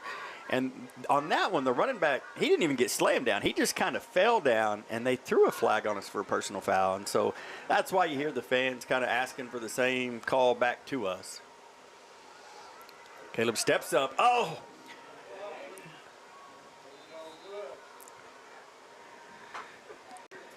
And, man. I was hoping to see a little bit more on that one. I was, too. I think he got a little quick to pull that down. And 56 was just able to get off of his block well. I think he had one of the defenders kind of get out of his peripheral vision, and he got a little nervous. Wanted to get out of there quick. So the clock ticks towards 10 minutes to go here in the Slayton Family Medical Clinic. 3rd quarter. 4th down and 2. Another beautiful punt by Starkey. Oh, and that one checks up.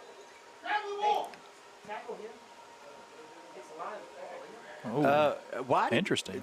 Why did he just – that was a very interesting play because Post picked up the ball and then just kind of tossed it. But the official should have gotten out of the way. There's no reason for him to catch that ball because that's a live ball. Absolutely.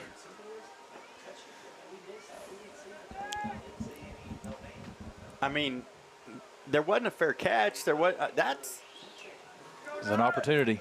That's a really big opportunity. Questionable, very questionable call there. Woo! And they're doing everything they can to get that ball in Jefferson's hand. They do a reverse. They catch Colby a little upfield there. Ends up picking up 8 yards. Jefferson took a little air on that. He did. He might regret that decision. He was kind of limping as he went back. But as you can see it there, that's the one thing that gives me a little concern is just a lot of speed. If he can find an opening, it's going to be hard to catch. Quarterback's going to pull it. Ty Dutton does a great job. Now Ty's held. And Todd reaches out, grabs his foot despite being held, and just holds on until the cavalry gets there. They're going to spot that at the 38. Wow. And waved it on. Ty was in the backfield holding on to him. I don't know the best angle, but when the tackles are made behind the line of scrimmage, typically doesn't result in a first down when there's 2 yards to gain. But here we go. Clock ticks under 9 minutes.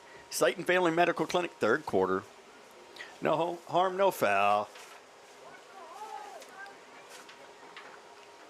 Oh, good job getting back. Whoa, what are you calling? Oh, flag thrown on the near side here.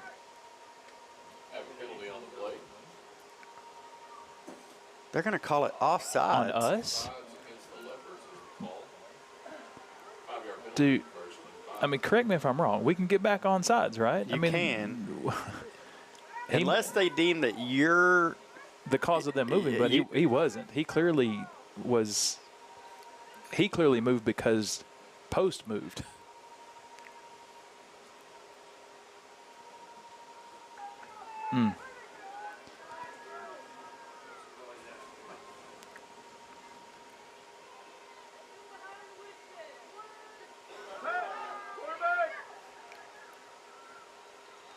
So they'll pick up 6 and pick up the first down up to the 50. Uh-oh. Jake, a little slow getting up. Wouldn't be shocked if we don't see Lincoln Preston step in. No, Jake's going to stay. Got under his ankle a little bit.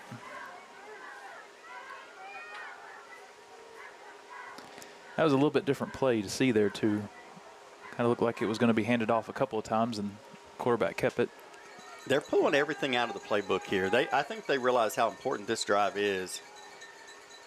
Oh, we got caught inside.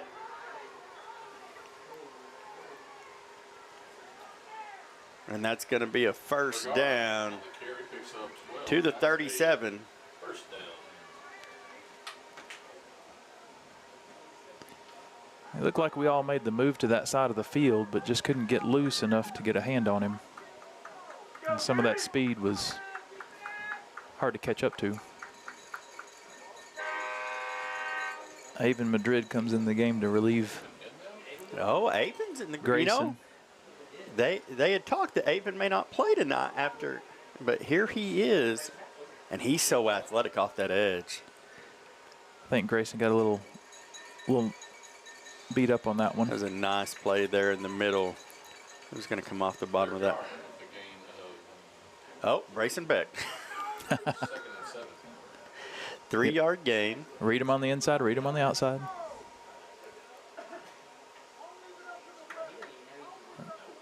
I've said it before, his play IQ is incredible. He'll recognize the formation quicker than anybody else can. And it's nice to have him on the field because he'll tell everybody else too. That should be an illegal substitution. He never came inside the numbers on the far side. He stepped off the sideline and right there. That was a nice spin move by the running back. He's going to end up picking up about 4 on that play. It's going to make it 3rd down and 3. Takes the ball down to the 30-yard line. It's a big stop here. And you know we're going to go 2. Yeah, But we got to get this stop here to get to 4th.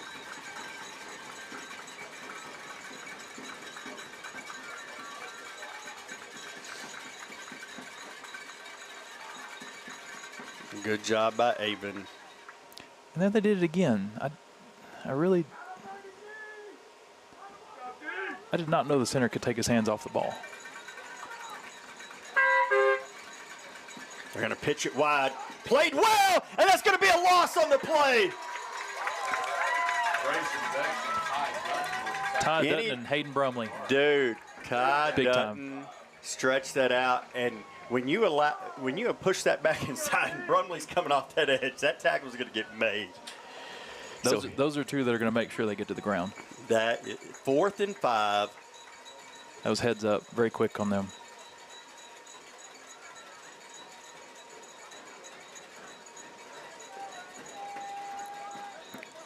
Wow, they're going to take a timeout. That tells you how big they think Absolutely. this is.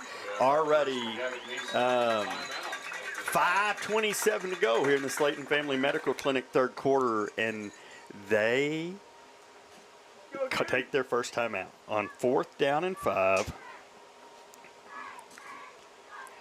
This quarter of New Home Leopard football is brought to you by Slayton Family Medical Clinic. As we reach the halfway point of the semester, make sure your young Leopards stay healthy and strong, both on and off the field. For sports physicals, general checkups, and everything in between, Ashley White, Al Bendek, and the dedicated team at Slayton Family Medical Clinic are here for you. They're open Monday through Friday, 8 a.m. to 5 p.m. Give them a call at 806-828-1600 or just walk in. Slayton Family Medical Clinic, supporting the health of our Leopards all season long. Visit them at 163 South 9th on the square in Slayton. Be ready to clear it up if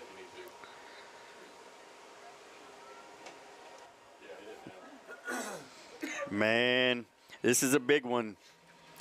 5:27 to go.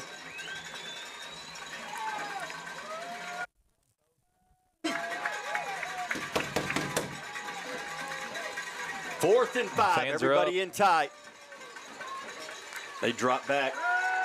He's running for his life. Good job by Kobe. Close it out. Oh my gosh! And what were we doing over here? We just let 6 go. Pass is complete to Vergara. That's enough for it. We got caught looking in the backfield watching the play. What a play by the quarterback.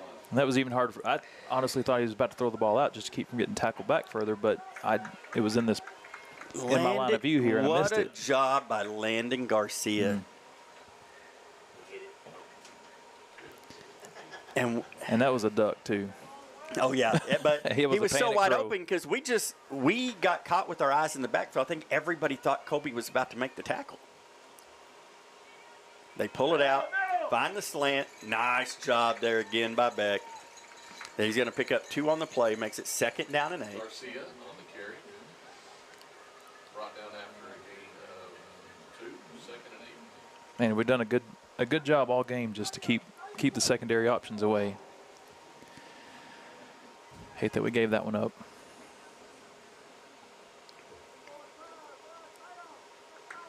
It is a long time to cover somebody when he's running around for his life, and you glance back there and you think Colby's about to clean him out, and all of a sudden it's like, boom.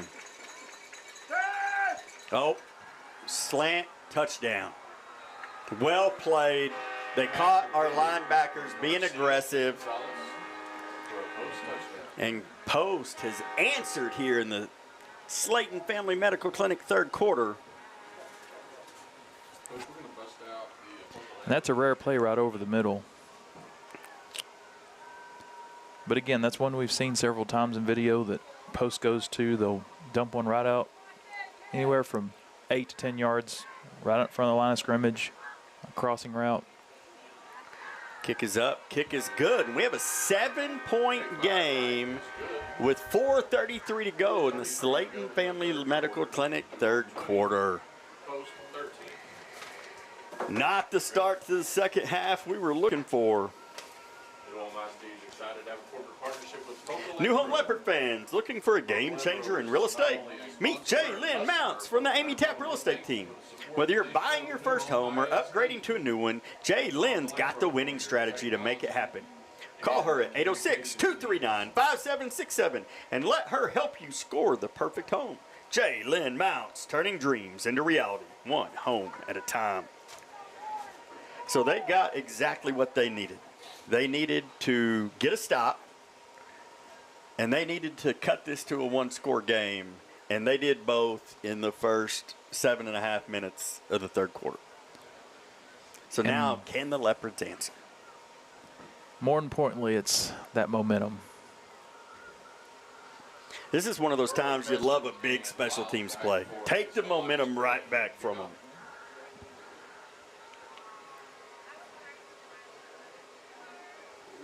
Woo, they were offsides.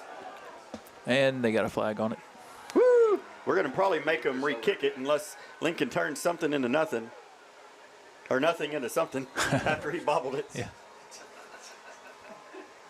Lincoln Preston on the return of the kickoff brings the ball out to the 14-yard line. Yeah, Ward's telling them, we're re-kicking that.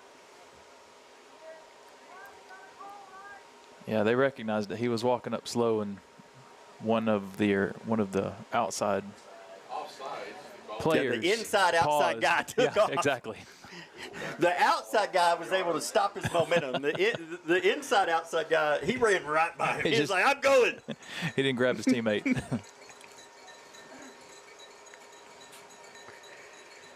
So we dodged a bullet there as Lincoln had bobbled the catch. He only got up to about the 18-yard line. So now he'll stand on the 20 to receive this one.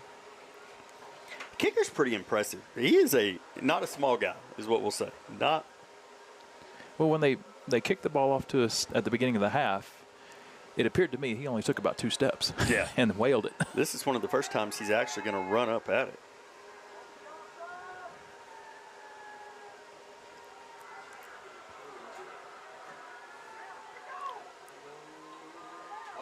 No, that ball was going to stay in play, so Lincoln had to pick it up.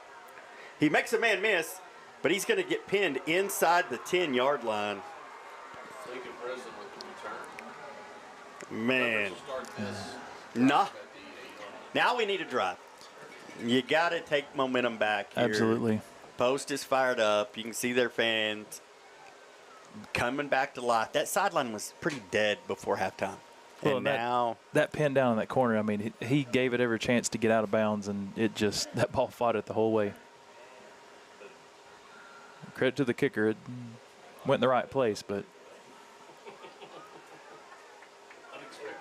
gave us a hard shot at it.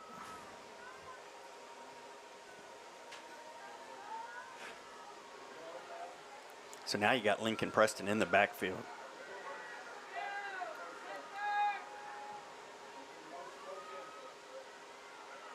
Caleb keeps it and gets tackled in the backfield.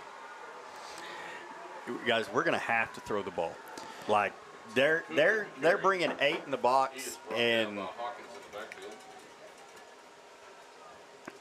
that was going to be my question. You know, do you come out throwing the ball, or do you come out to the running game that you got established with in the very first of the game?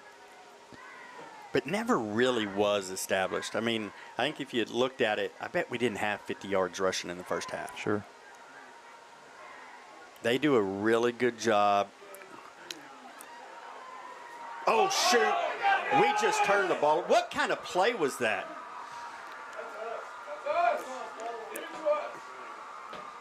Not. Post has all the momentum.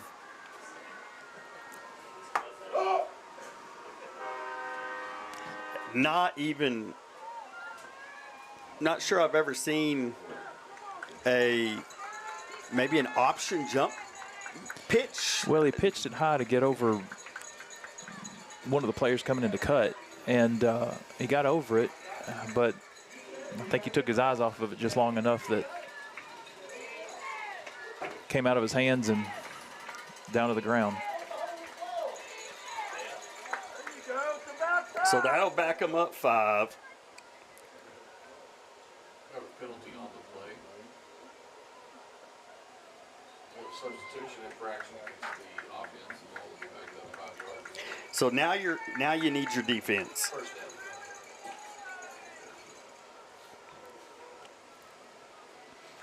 Well, and just the hope that the coaching that you've worked on all week long, you know, stay true, stay on the goal. First and goal from the 8.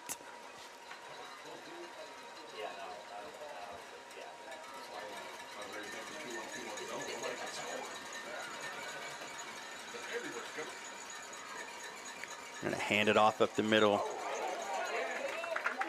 That was a good job by Ty Dutton. I'm kind of He's gonna surprised we gain didn't see a 2. flag there, because he kind of picked him up and maybe gently put him down. I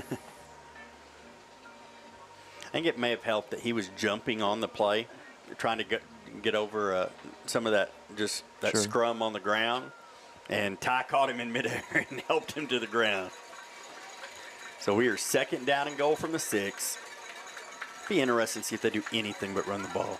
They had some good success passing the ball last time. They're not. They're going to just lower it.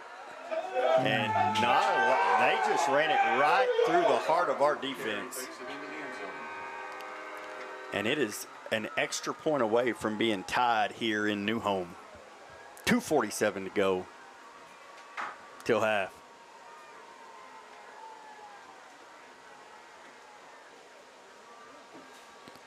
You can feel the disappointment in the stands over here.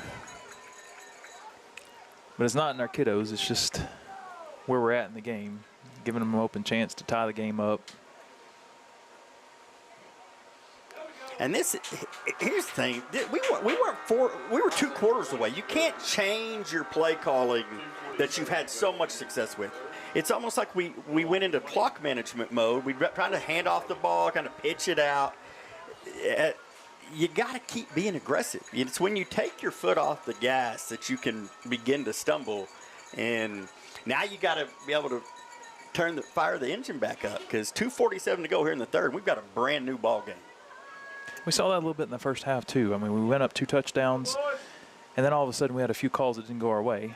It gave them an open field to get all the way down, produce a score of their own. Just lose a little bit of that enthusiasm. Aggressive. We got to get back to being aggressive on offense.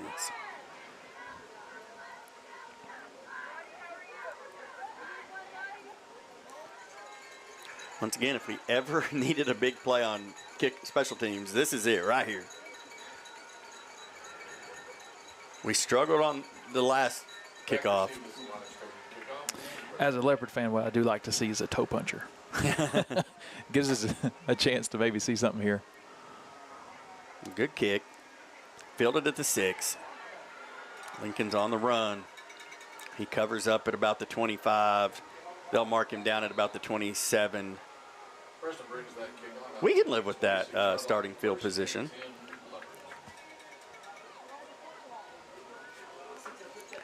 You got Caleb Cook at quarterback. He's got a fantastic arm. He's got an arsenal of weapons.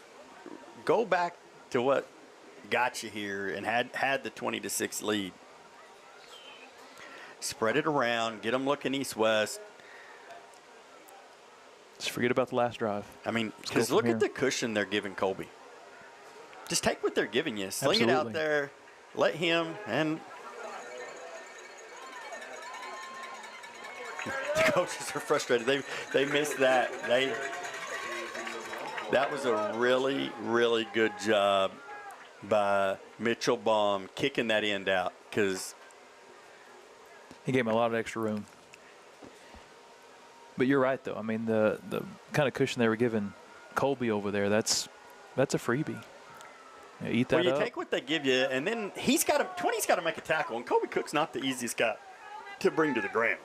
Well, like you said, I mean, you do that a couple times when they're leaving them cushion, and they plays them tight, and then you got a chance to burn them over the top. We're going to get a hold. We just bragged on Mitchell Baum, and they're going to get Mitchell on a hold this time. I hate this call, and here's why I hate the call. You should never get a hold when you're pushing somebody, because you're not holding them. You're pushing them. Your hands are inside the shoulder pads. You're pushing. That's not a hold. A hold is when you pull. It's a terrible call. Agreed. Yeah. Mitchell's driving the kid down the field, right, and towards the sideline.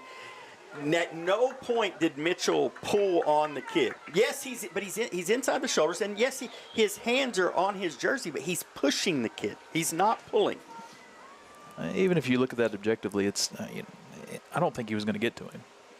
So it happened right in front of the play. So unfortunately, it was in the view. First and 17. Easy call. And we're going to run it up the middle on 1st and 17, and we'll make it 2nd and 18.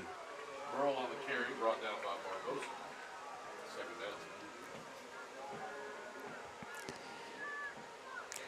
Kind of hope we're setting something up here. 66 is a load of a guy to try to move out of that A gap. And the only thing that can overcome fatigue is enthusiasm, which we can't seem to remove at this point. Great block over there on the edge. Got it to Colby. Colby's got the first down.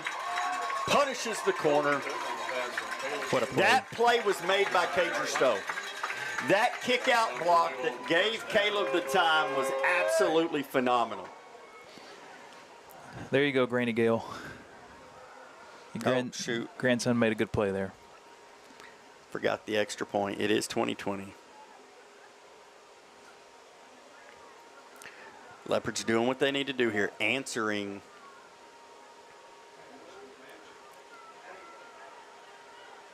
Burl doing a good job being patient. And you can see him work on the variety of plays. A couple of runs, throw them off, get an option for the throw. I have a feeling we're going to take this to the 4th quarter. Well, maybe not. Maybe not. We're going to get another shot at it. I bet he lines them up and they hold. Maybe you go a hard count here. Yep, free play. Oh, you can't blow that dead! You cheater! Folks, that's hard to watch. Crooked. That is a free play. Unless he's going to come back and say it was a false start for us, but we didn't. We knew it was a hard count.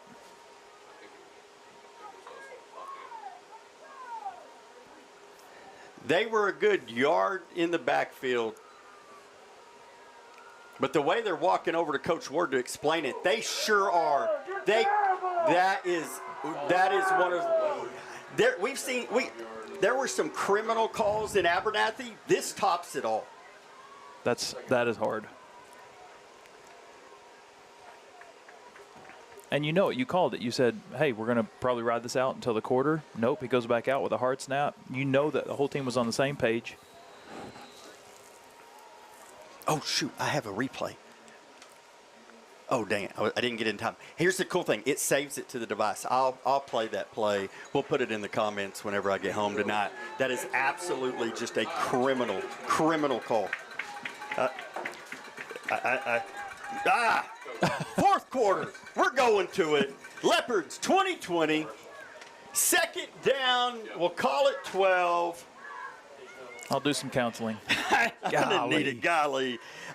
There's nothing where, here's what it is for me. There's a moral compass to everything. And when you have kids that bust their butt from August on, and you have coaches that have done the same, they spend so much time away from their family, dedicated to this game. All you ask is for decent officiating and have integrity.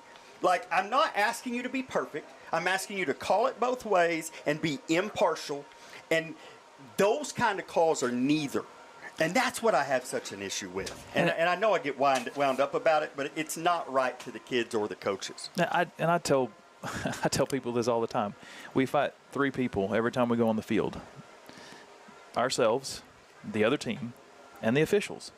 And you really hate that it sometimes comes down that we're fighting all 3. Really, you want it to just be hopefully out of the way of ourselves, and you're only fighting the other team. But, you get to the point where you're fighting 2 out of 3, that's hard. You're fighting 3 out of 3, it's almost impossible. So here we go, second down and 12 from the 47. 12 minutes to go. Caleb's going to roll. He sets, he throws. Nice throw, nice catch. Can't call that one incomplete. Here we go, fourth quarter starts with a Leopard first down. We do have a penalty.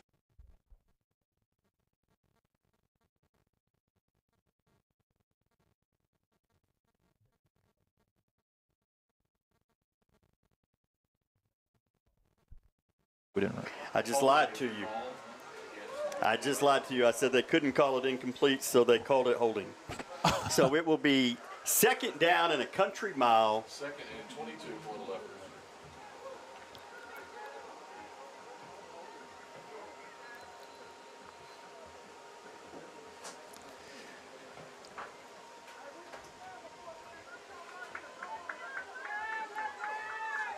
We've seen it time and time again. It is. Our guys can do a lot, but when you lose momentum and lose faith, you can kind of see it break down.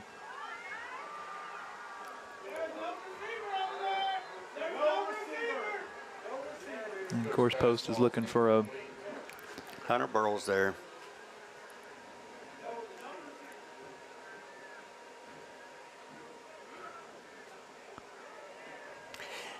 It's gotten so crooked that even the guys next to us expect to get a call every time. And they're going to give it to him.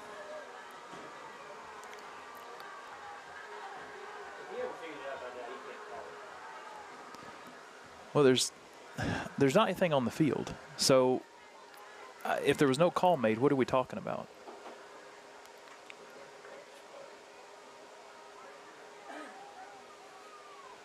Oh, he did throw a flag at the 25. I sure did. I missed it.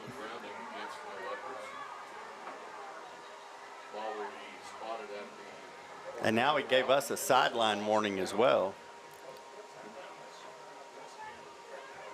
That's just them prepping for a call here in a minute.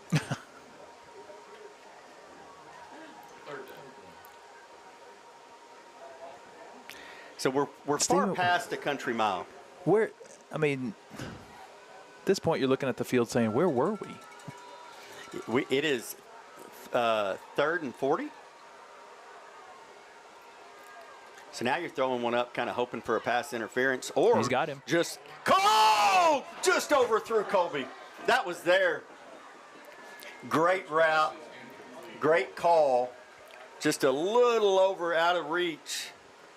And with 11:18 to go here in the Slayton Family Medical Clinic fourth quarter, we will punt this away. What was once a promising drive, derailed by 3 consecutive penalties.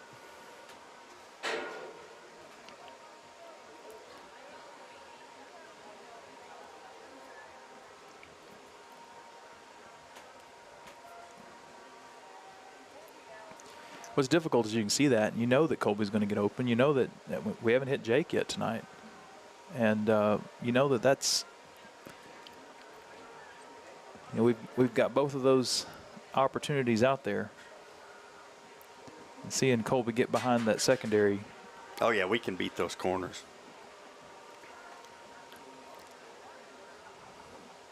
And we're having another conference on the field.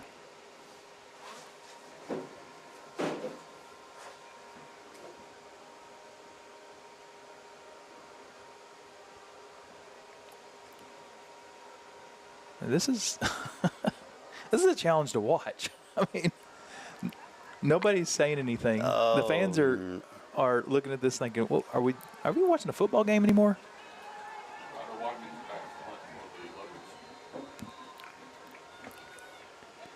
So Ryder Starkey will kick this thing. Nice end over end. Leveling, Parker, get on the ball! Parker Lyles recovered the ball! Did they throw a flag? Look! They didn't! They gotta live with it! Let's go! Great kick and great recovery. That's what we needed. We said we needed a special teams play. One they can't take away. Yes, sir. Blow the horn. There's look some at energy. the official now. He's trying to tell us to get out of the hole. He's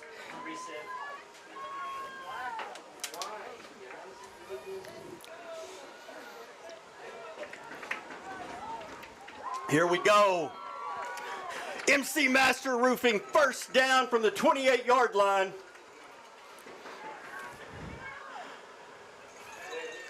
They got the pitch to Parker. He gets a good stiff arm. Runs. What a run. Parker did a good job working that on the inside close, too. Gave a nice stiff arm. Probably could have had a conversation about targeting there as he came out of the spin. He took 21, lowers his helmet, or 20 lowers his helmet and goes helmet to helmet with him. Second down and 4. The pitch. No. Starkey. Oh, man. We got to quit doing this. Drive the ball down the field. Let's go. Lose 3. Third down and 7. That was a good play. Just looked like we missed a few blocks out there on the outside. They're bringing – so those outside linebackers, they're bringing them upfield. You're not going to be able to run an option there against that formation. But you see that, and line up like that, throw a pass. Yeah, absolutely. I mean, he's already in the option. That seam is going to be open. So here we are. Third down and 7 from the 25. Got time. Good throw. Got the catch. First down. It's an MC Master Roofing. First down at the 15. Another helmet-to-helmet hit, though. Was. When Caleb comes down, 12 hits him helmet-to-helmet.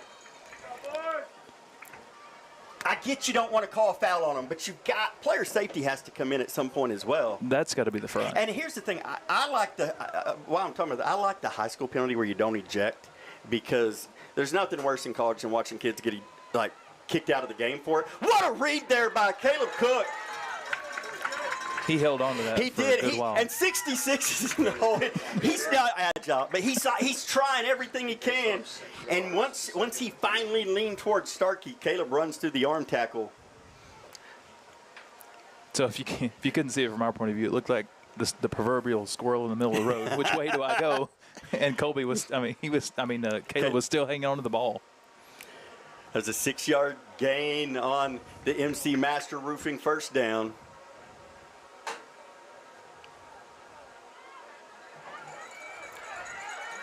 Oh, look at that. Starkey working it all the way down to the 1. That's a good hard run by Starkey. That was a great block by Jake Fogerson on the edge, by the way. And that gave us the first down. I think you go Wildcat here, and let's just bull them into the end zone. 8:41 to go as the clock ticks here in the Slayton Family Medical Clinic fourth quarter. And what an answer. Oh, Ford jumped off sides. They're not going to call it. Starkey. It sure looked like he ran into the end zone before he got knocked back. But they're going to mark it on like the 2-inch line. How do you do that? There's no. Here's how you do it. There's zero accountability to the job. No replay. If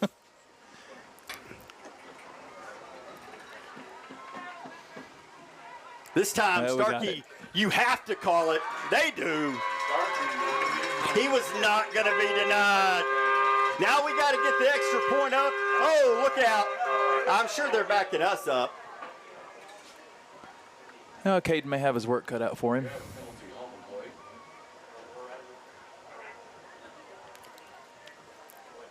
Or are they going to assess this on the kickoff? Well, if it's on us, they'll assess it now because Post wants the extra point to be as difficult as possible. Oh, they're offsetting. Wow! And then now, so we will enforce that on the kickoff. There is an unsportsmanlike conduct penalty against the Antelopes that will be enforced on the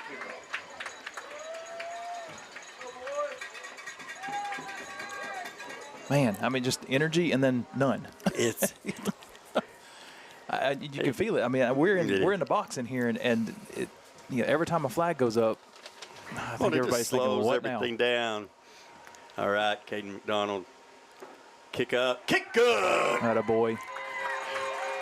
And after the 2-inch Ryder Starkey, Carl McDonald, Edward Jones touchdown run, Caden McDonald hits the extra point. With 7:56 to go here in the Slayton Family Medical Clinic fourth quarter, the Leopards lead 27-20. How about the great end-over-end punt by Starkey? It's hard to handle. Parker coming full speed, hits the return man, then falls on the ball. And the Leopard offense converts the short field into a Carl McDonald, Edward Jones. Sometimes that's hard to say. Carl McDonald, Edward Jones touchdown. And now you have all the momentum back. You've withstood everything that could go wrong, from turnovers to the bad calls to just everything that went into that. Now you feel like, all right, we have life again. Let's just go play defense. Well, let's go out and close the door. I mean, yeah, defense, like you said, it's if we can get our defense out there, do their job, get a stop, gain control again. And here's the thing. When you're kicking from here, you start thinking an onside kick isn't bad. Right. And there is a big, big hole right down here. I'll tell you what, I think you set it up great. I mean, from that kick on, the end-over-end kick that he reached up where he should have caught the ball, and he goes in and puts it in the end zone. Starkey will kick it out. I don't mind that. No. Bring it out to the 25 and let's play some defense. But where you go up and, you really need to put both hands on the ball, he put one hand up to kind of knock the ball down, get on it, and mishandled it. Now, that changed everything. I mean, you saw the energy all come back. Well, now you put the pressure on Post. They have to score. Absolutely. And so. And not just a field goal. Yeah, they got to go all the way down. And so now, do they continue to be patient running the ball? They've had good success. I mean, I bet you they're averaging 6 or 7 yards a carry here in the second half. Are they still patient in running the ball, or do they try to put it in the air and risk making a mistake? Good tackle. What a jump. Ball! That is Leopard football! Yes, sir! Bridger Brown recovers the fumble. Todd Dutton pops it out, and Bridger Brown is there to recover the turnover. And that's going to be an MC Master Roofing first down, Leopards, from the 26-yard line. Sometimes the ball just don't lie. Yeah, you got to be thinking, all right, are we pulling another play out? No, that was great. That was a great opportunity. If I have a trick play in my sleeve, I run it right here. I want to score fast and just kill any thought they have of being able to come back. You got Jake over here, mismatched, and he's We're going. open. He's open. Jake, touchdown! That's a Carl McDonald Edward Jones touchdown! Jake just handcuffed him right there in the end zone. That's why you just throw it up for grabs and let your big play guys make big plays. What a throw by Caleb. And here's what's beautiful about the throw. As an ex-quarterback, I love this throw. It's kind of like a moon ball. You put air under that ball, and so it's coming down. It's a really easy ball to catch, and your receiver gets to go up and high point it. Beautiful execution. Kick is up. Kick is good. And it is 34-20 Leopards. But going back to a lot of times a quarterback will throw that ball flat. And if it's too flat, it doesn't matter if your guy has the jumping ability, that defender can bat it down. But when that ball is coming out of the sky, and you have Jake Fulgerson's hops, I mean, you can go up and it's such an easy ball. I mean, if you look at that, I mean, Jake will give you about 100 square foot of throwing space, 10 by 10 area. Yeah, he can go up, he can go left and right, and it's really a nice option to have as a quarterback to know that Jake's over there with such a large target to hit. So 7:43 to go here in the Slayton Family Medical Clinic fourth quarter. I'm gonna cover this as best I can. Wyatt's changing the batteries in the camera upstairs. Hey, Coach, he'll talk to the official. Give Wyatt some time. He's like, hey, Wyatt, I got you. I got you, buddy. Let me get you a second. Their coach is complaining about something over there. I think they're waiting to hear what their coach is saying. Well, and so as a former member of the chain gang, well, I don't know former member. I probably may still be there. You're on the group meet. It's official. You're still there. But they're over there talking to Rusty, and Rusty's. Let's just say Rusty's got a reputation for talking to the line. Never has Rusty said a word, especially not in the Muleshoe game. I promise he wouldn't say something. So, folks, just to give you an idea of what's going on. They have booted Rusty. Look at that. So, just to give you an idea of what's going on. So, we run the chains, for the home games, and so we have a few guys over there. We know and love Rusty, but Rusty doesn't have much of a filter, to put it lightly. And so when he sees it, he'll call it. And the line judges, especially over on that end of the field, are pretty sensitive to that. So. See, Wyatt got him. Oh, and Wyatt's back. Look at that. Dude, Wyatt is a pro. The battery situation.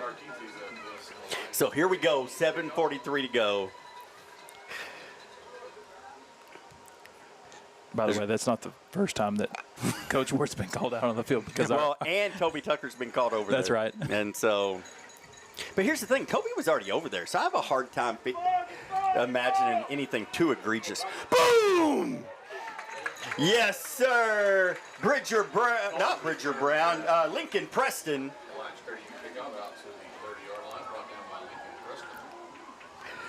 You knew Lincoln Preston would show up. He didn't get to play the first two quarters, and he likes hitting people.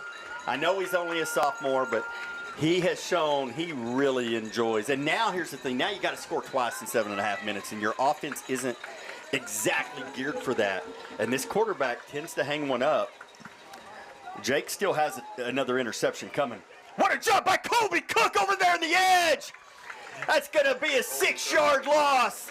Second down and 16. You beat me to it there. And the only thing that I would add to, a 2-touchdown deficit now is it's gotten quiet over here to our right. You said the coaches, you like being up here with the opposing coaches. Oh, hey, don't blow it dead. You blew it dead. Oh, no, you didn't blow it dead on us because you called it offensive. That was a good use of a free play. They did a great job. They got us to jump. Garcia knew. He goes straight up the field to Gonzalez, and we kind of paused once they threw the flags, but. And you can see some of the frustration, some of the helmets nodding out there, knowing that they should have stuck with it. That was a great play there by Post. Good hard count. Garcia took advantage. They pump and they're going deep. Turn around. Oh, Jamie might needed to catch that one.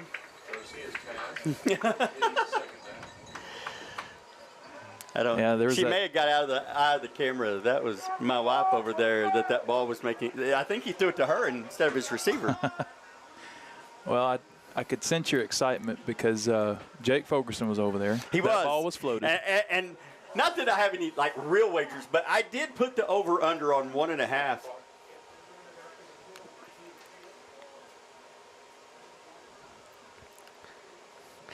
Here's the thing. They saw the clock running when it shouldn't be. I guarantee you none of them know how. They're over there guessing. So was it like 5 seconds? Was it 7? Because they weren't paying attention until they actually – and Coach Ward actually gave them the heads up that the clock was running. They put 18 seconds on the clock. Wow.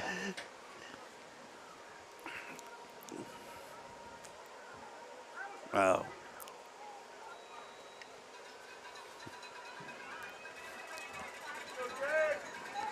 So here we go, 2nd down and 10. 6:40 to go here in the Slayton Family Medical Clinic 3rd quarter. Nice tackle. Dude. Did Ty Dudney took it away from him? I think they're going to call him down. No! He's laying on his guy. Yes. He never hits the ground. Gave him a favorable spot, too. Well, I guess that was forward motion. But you're right. He was laying on top of another post defender. I mean, post lineman. So 3rd down and 9. Quarterback pulls. Garcia tries to bounce it outside. Good tackle. It's going to bring up 4th down and 2. Man, a stop here would be a big deal. Yes, it would. Here's the thing. They have a really good hard count. Line, watch the ball. You cannot see. No, they pull it. And they pick up a first down. It's a big first down for them. Avon guessed, and he jumped inside instead of out. And if they handed that ball off, Avon's there to make it the play. And we've done a good job all night covering that corner, keeping it contained right in the middle. And we got tied up there.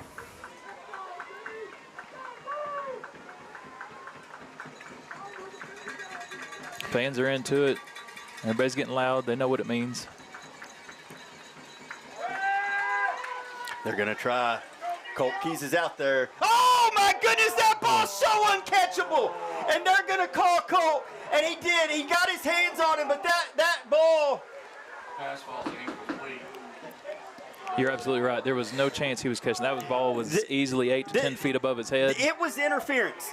I'm not going to deny that there was contact. The problem is there's no way that ball's catchable. The ball is 20 yards over his head and lands out of bounds. I mean, this is just basic stuff, guys. What he said right there. It's so disappointing. It seems like every call, they have to come over and justify. Ward scratching his head, but here's the reality. 5:18 to go. Ward might not have hair left after tonight. That hat doesn't come off very often, but when it does, it is. They're going to swing it out. Deep frustration. There's a block in the back. Doesn't get called, but we upend him. Cooper Brown with a great tackle. They'll pick up 5 on the play, maybe 4. We'll call it 2nd and 6. Great tackle there by Cooper Brown. Oh, Colby's coming off. Hopefully it's just for a breather. I'll tell you, it's been a slobber knocker. There's been a lot of hitting. I mean, you look at that, though. I mean, the guys just go right back to work, get it done.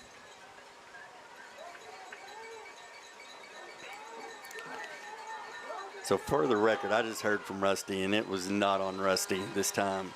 I'm going to say this time.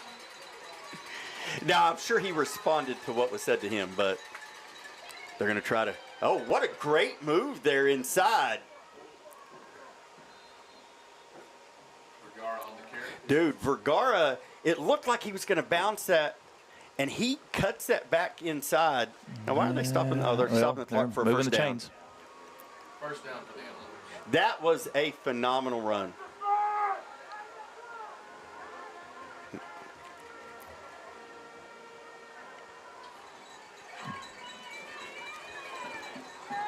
4:40 to go here in the Slayton Family Medical Clinic third quarter. Boom, not good hit. Yep. And It's going to be somebody first right outside and our windows yelling hold, and he's absolutely right, because when he made that turn to go outside, our defender tried to reach out for him, and he couldn't do it.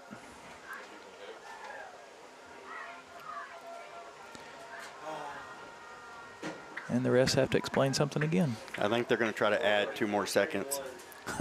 Of course. Just don't wind it for 2 seconds and then wind. Now wind it. There we go. Clock ticking down. 4:20 to go here.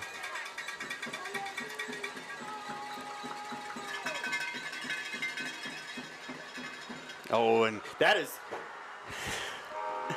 Ty Dutton was yanked. I mean, 45 had Ty Dutton and Hunter Burrell both around the waist and was able to pull them both to the ground as Post punches that in. Vergara with the score. 4:15 to go. Now, here's something that's a big thing. They called a timeout 5 minutes into the third quarter. And so Post only has 2 timeouts left. Kick is up. Kick is good. 53 is limping. He was limping, and the game got tied, and the limp went away. And it's He's still. now this dude's a warrior. Yes. You said it before. How many places he plays on the team? He does it all. Win the limp is neither here nor there.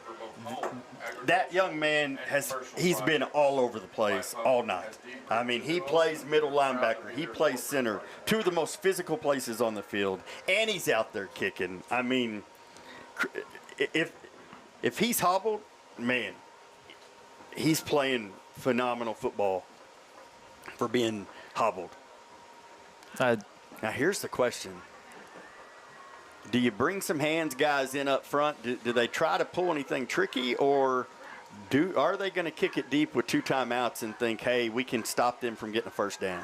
Oh, we're bringing the hands guys in. See Parker up front, Jake Fogerson up front. Spread it out just a little bit. Get wide over here. Get wide over here, too. Don't come up too far. I'm certainly expecting onside. I wouldn't have minded a fair catch there, but we'll take the return. Oh! He's still up. Oh. Hey, can we blow forward progress so somebody doesn't get hurt? Ball will be at the 21 with 4:06 to go here in the Slayton Family Medical Clinic fourth quarter. Man, the MC Master Roofing first down from the 21. If we could pick up a couple MC Master Roofing first downs, we could ice this thing away. That would be phenomenal.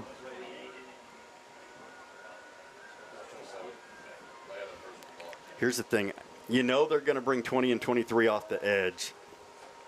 You almost see if you don't go back to that little shuffle pass that we like to use. I don't mind the quick pitch to Starkey. Stay in bounds. Starkey did a great job. Went down before he went out of bounds. That's a first down at MC Master Roofing. First down at the 34-yard line. And that clock will wind. Clock under 4 minutes to go in the Slayton Family Medical Clinic fourth quarter. Once again, another play that Cager Stowe had a lot to do with. Cager seals that edge. Parker kicks that outside guy out. And we didn't hear much out of Cage in the first half, but I'm sure glad to hear some of these plays for the second half. These are critical.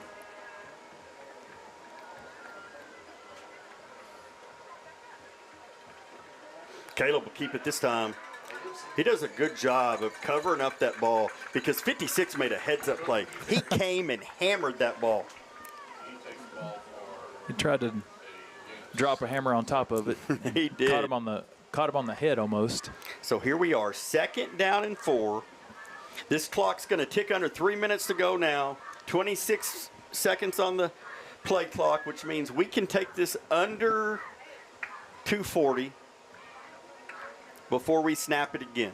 They do have 2 timeouts, so a first down here is getting you really, really, really close to ball game.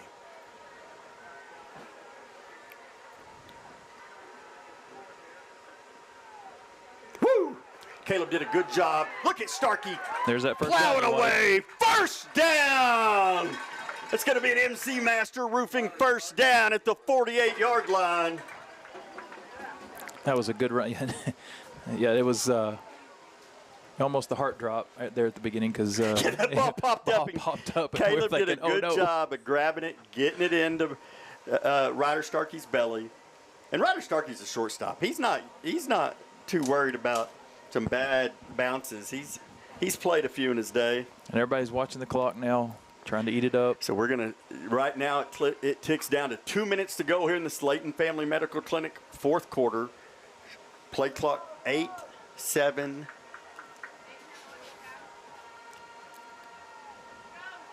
Caleb will take it. He'll get upfield. Just hold on to that ball. They blow it dead. Now they drive him into the ground. And you talked about this earlier, the athleticism that we have. We know our work ethic. Yes. But some of those big guys up on the front they haven't missed a snap for post. And they have played their tails off. And they're looking for a break, and they're getting one with a timeout here. But I don't. A 6-yard carry. We'll call it 6 on first down. Makes it second down and 4. Post uses a timeout just to set this thing up. 1:42 to go. They have 1 timeout left. You have a hard time imagining. I don't even think you take the ball out of Caleb's hand here. You almost just. I don't know. Starkey's so good with the ball in his hand. You have to, and that's the thing. They have to be honest. You keep them honest by having both athletes right there. Either one. I mean, you give it to Starkey, you give it to Burrow. Of course, Burrow's not out there. Caleb keeps the ball. Any one of those options will generate generally 3, 4, 5 yards. So. And here's the thing: the way Cager Stowe's been blocking, and you got Parker over here. I like the idea of coming to my right. 20's cheating over. They're going to pitch it. Starkey's going to get around. He's going to. Holy crap! Starkey tried to blow him up, and he dropped the ball. Uh-oh. Forsyth. Oh, Starkey just lowers his shoulder. He's got the first down. He tries to.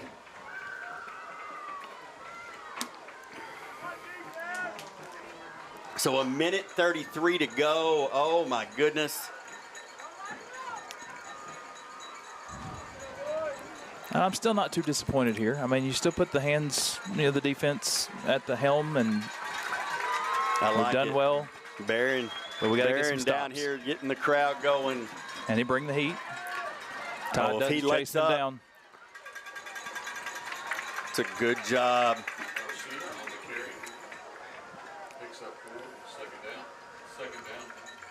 So second down and 6. Clock ticks down to 1:15 to go. They have 1 timeout.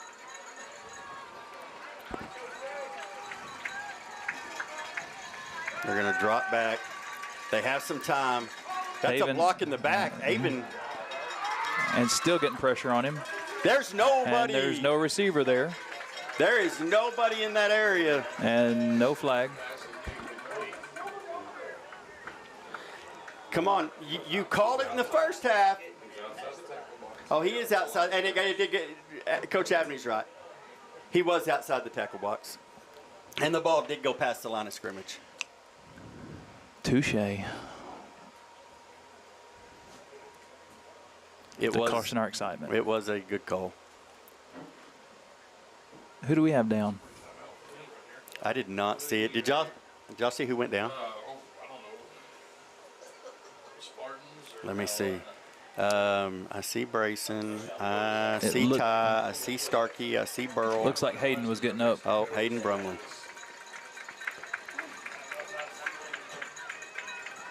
So 1:01, 61 seconds left. Third down and 6 from their own 47. This is a big third down and 4th to come. Jake is faded over here to a shell coverage on this trip side.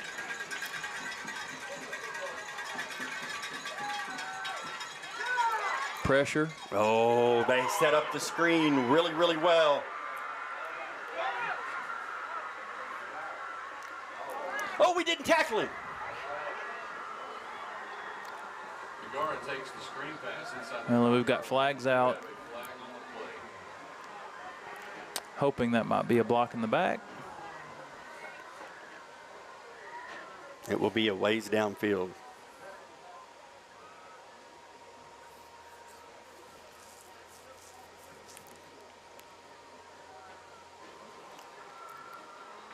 And as usual, this is going to take a long time to. They're pointing like it's on us.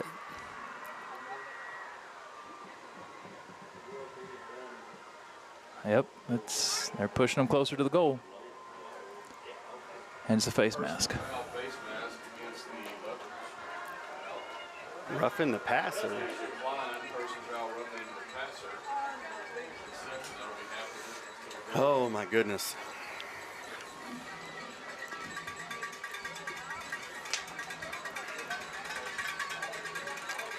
How big was that fumble? 47 seconds left. Leopards have all 3 timeouts. Just to state a fact here.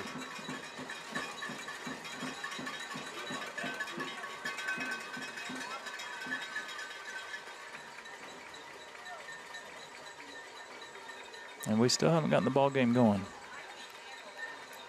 All right, there's the whistle.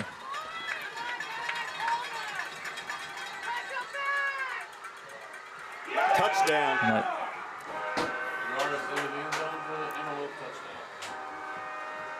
Now, do you go for 2 with the chance to win?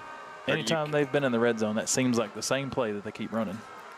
Or do you, because they're not bringing on a kicker. Well, their kicker is their center. They want to go for it. They're going to bring the offense on. No, they're not. Well, their quarterback's over there in the huddle. They're all the same people, so. So here we go. They're going to go for it. On the road, a chance to. Do you use a timeout here? No, not at all. You've got 3 with 45 seconds to go if you need them.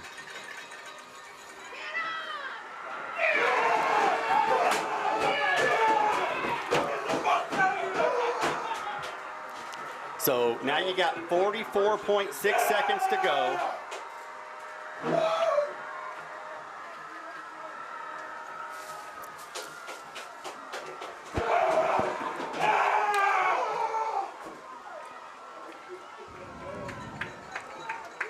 Man, a chance to ice it away, and we fumble. Now you got a chance with 44 seconds and 3 timeouts to answer. Well, and I hate to even talk about it. No, you don't talk about the field goal because I've told Caden every night to be ready. You need to be ready. So I agree. I hope we don't have to.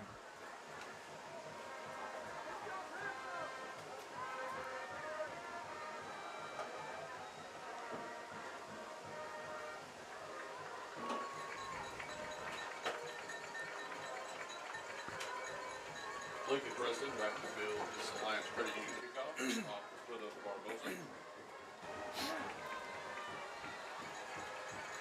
man, we need a big special teams play here. We haven't housed a kick this year. This would be the perfect time to house one. Yes, indeed. And you're going to have a chance.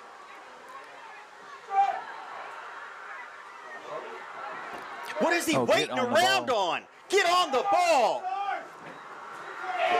What in the world was that?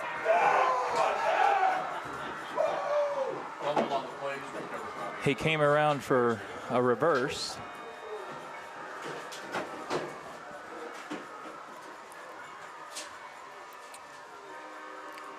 get the replay in time.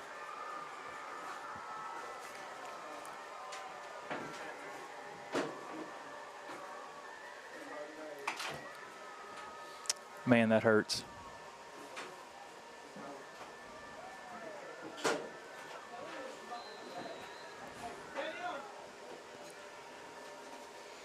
Oh, what a roller coaster. That's tough.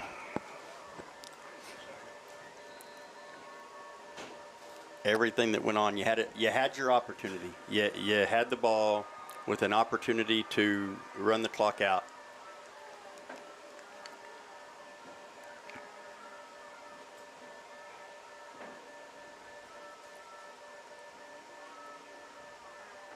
Man,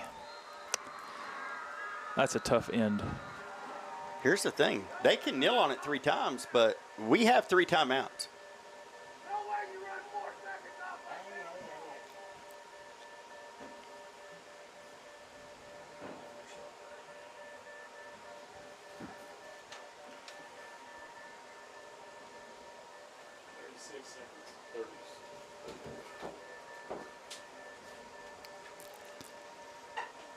It's hard to collect thoughts here. Just knowing where we've been all night long. Being up early. Tough start to the second half. Come back, up 2 touchdowns again.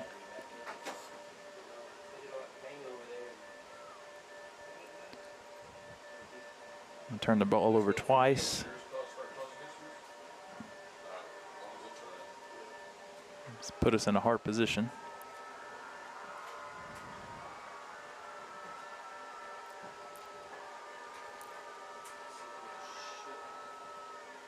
Man, oh man.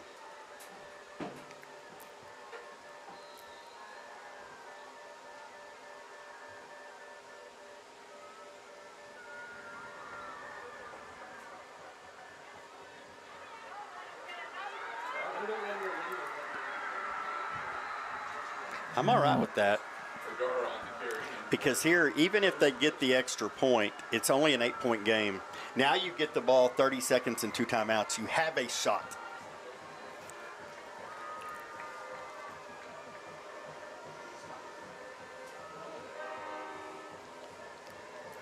Yeah, you actually get it back with a little bit more time on the clock.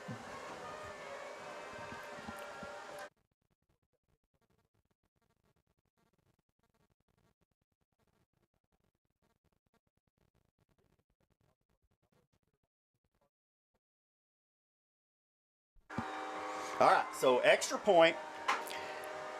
Now you have an 8-point lead with 30 seconds to go. Post 42. Move on 34. Man, what a final 2 minutes. You felt like you iced it away.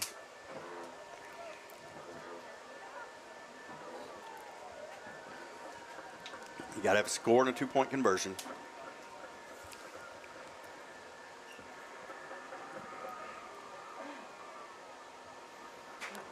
It's an interesting play to go to a trick play because they expect you to run anything. You know, you typically want to surprise somebody with that reverse, but I have a feeling we'll bring this one back straight and just say, hey, everybody find somebody. If you want it, let's go get it.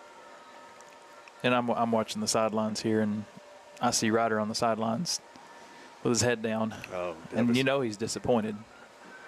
But it takes a team, kid. Man, it's just part of it.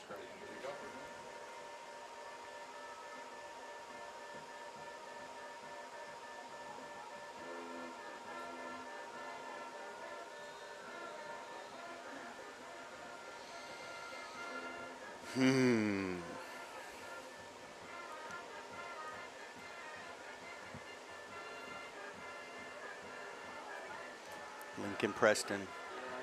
This time they don't pitch it to Colt. It's all right. We're going to have the ball. Get down, 32-yard line. 20 seconds to go, 2 timeouts.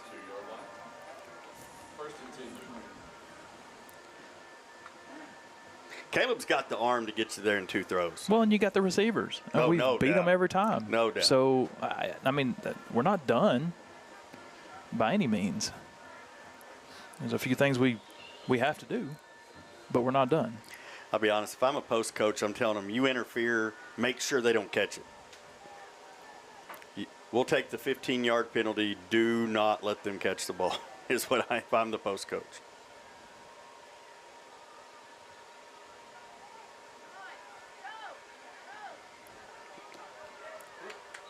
Ooh, I wish you'd taken a few more yards on that. I don't mind it. I know what you're trying to do. You're trying to get Caleb into range for a Hail Mary on that last throw. But I'm with you. Turn that thing up. You got a little bit of space. Another 5 yards by yourself, you got to reset the chains, but, went out of bounds. But still, take everything you can get. With this deep shell, there's going to be that dig route in the middle.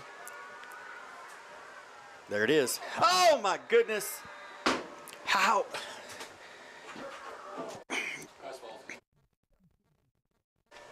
Third down.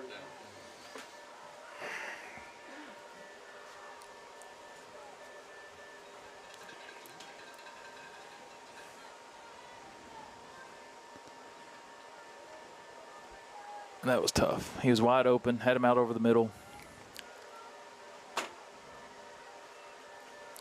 Still got 9 seconds. We can still get down into that range. Caleb, get rid of that ball, buddy. Now you're not going to have another play. Oh, with 1.5, but now it's 2. And we got one play. As soon as it's not there, you got to throw that ball incomplete and save the time. Time is more valuable than anything there.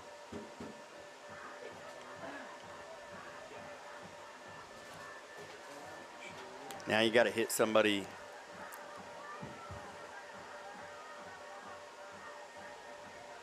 On the run.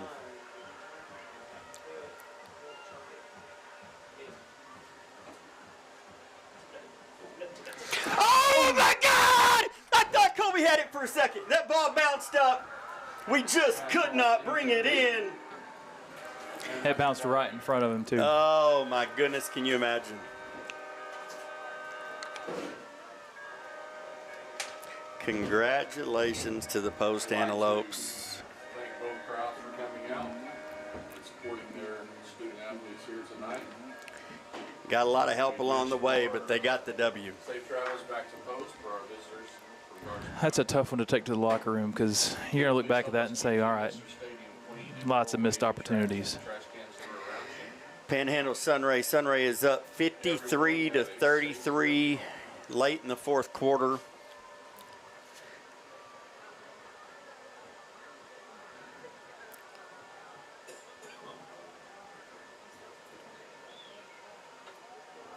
So now we go to work, get the next two, and then you turn your eyes to the playoffs. Makes that first round a tough draw. It is. It'll be Panhandle. Panhandle down 3 touchdowns late. Panhandle's a heck of a football team. But, man. It's still not bad, though. I guarantee you ask any one of these kids out here, and you want to play a tough team, when do you want to play them?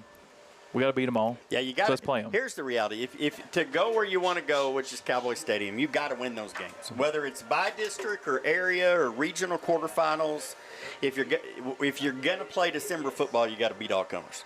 And so, is it a tougher draw than it would have been if you snag a West Texas High or Highland Park from that district? Absolutely, but I think. Yeah, and I said it coming in. I thought we had the most talented 3 and 4 team in the state. I would still argue we have the most talented 3 and 5 team. This is a dangerous team. We clean up a few of the mistakes, and golly, just. Oh, you're right. We were up multiple times on Abernathy. We were up multiple times by 2 touchdowns tonight with Post, and to come out like we have, and even if you look at Post's overall record, they're close games. I mean, they played Kermit 52-6. Of course, they hung a lot on them there. You look at Forsan, 32-30. Seagraves, 51-9. Slayton, that's in our district, 27-20. Used to be in our district, right? They're not in it anymore, are they? Because we just have New Deal. Okay. And Olney left. Sorry. I stand corrected. But I think because Slayton's 3A. That's They're right. 3A D2. That's right. Sorry, I stand corrected. So, I mean, you look at these teams and you ask the question, all right, has Post been really tested? And I think you get an overwhelming answer. It says, no, they probably haven't. They were tested tonight. They were tested tonight, and they found a way. And down multiple touchdowns. Yes, we fought ourselves. We fought Post. We fought the refs. And it's a challenge. But I still think you look back on it and say, we had opportunities. And I would say 98 times out of 100 that Ryder Starkey carries that ball, he's not going to fumble. And I'd turn around and put it right back in his hands if we had one more play to go. Absolutely. And so there's absolutely nothing you can say to Ryder that's going to make him feel good right now. Absolutely no. And there's nothing you can say that should downplay his ability either. That kid. So just to give you perspective, his mom shared a story with me, and that kid's heart is bigger than anything else out here. He and his dad, if you don't know Ryder, his dad passed away. But he and his dad would stay out until it was dark, throwing the football, throwing the baseball. And when it got dark, he'd pull his car around, turn the headlights on, and they would keep throwing until Ryder was done. And that's just the kind of kid he is. And again, I say that to say there's nothing that it takes a team. It's not just that one play. It took all those plays to get us to that point. And just because there was a fumble there, that's not his to own. But, man, what a night. Great opportunities. Tougher outcome.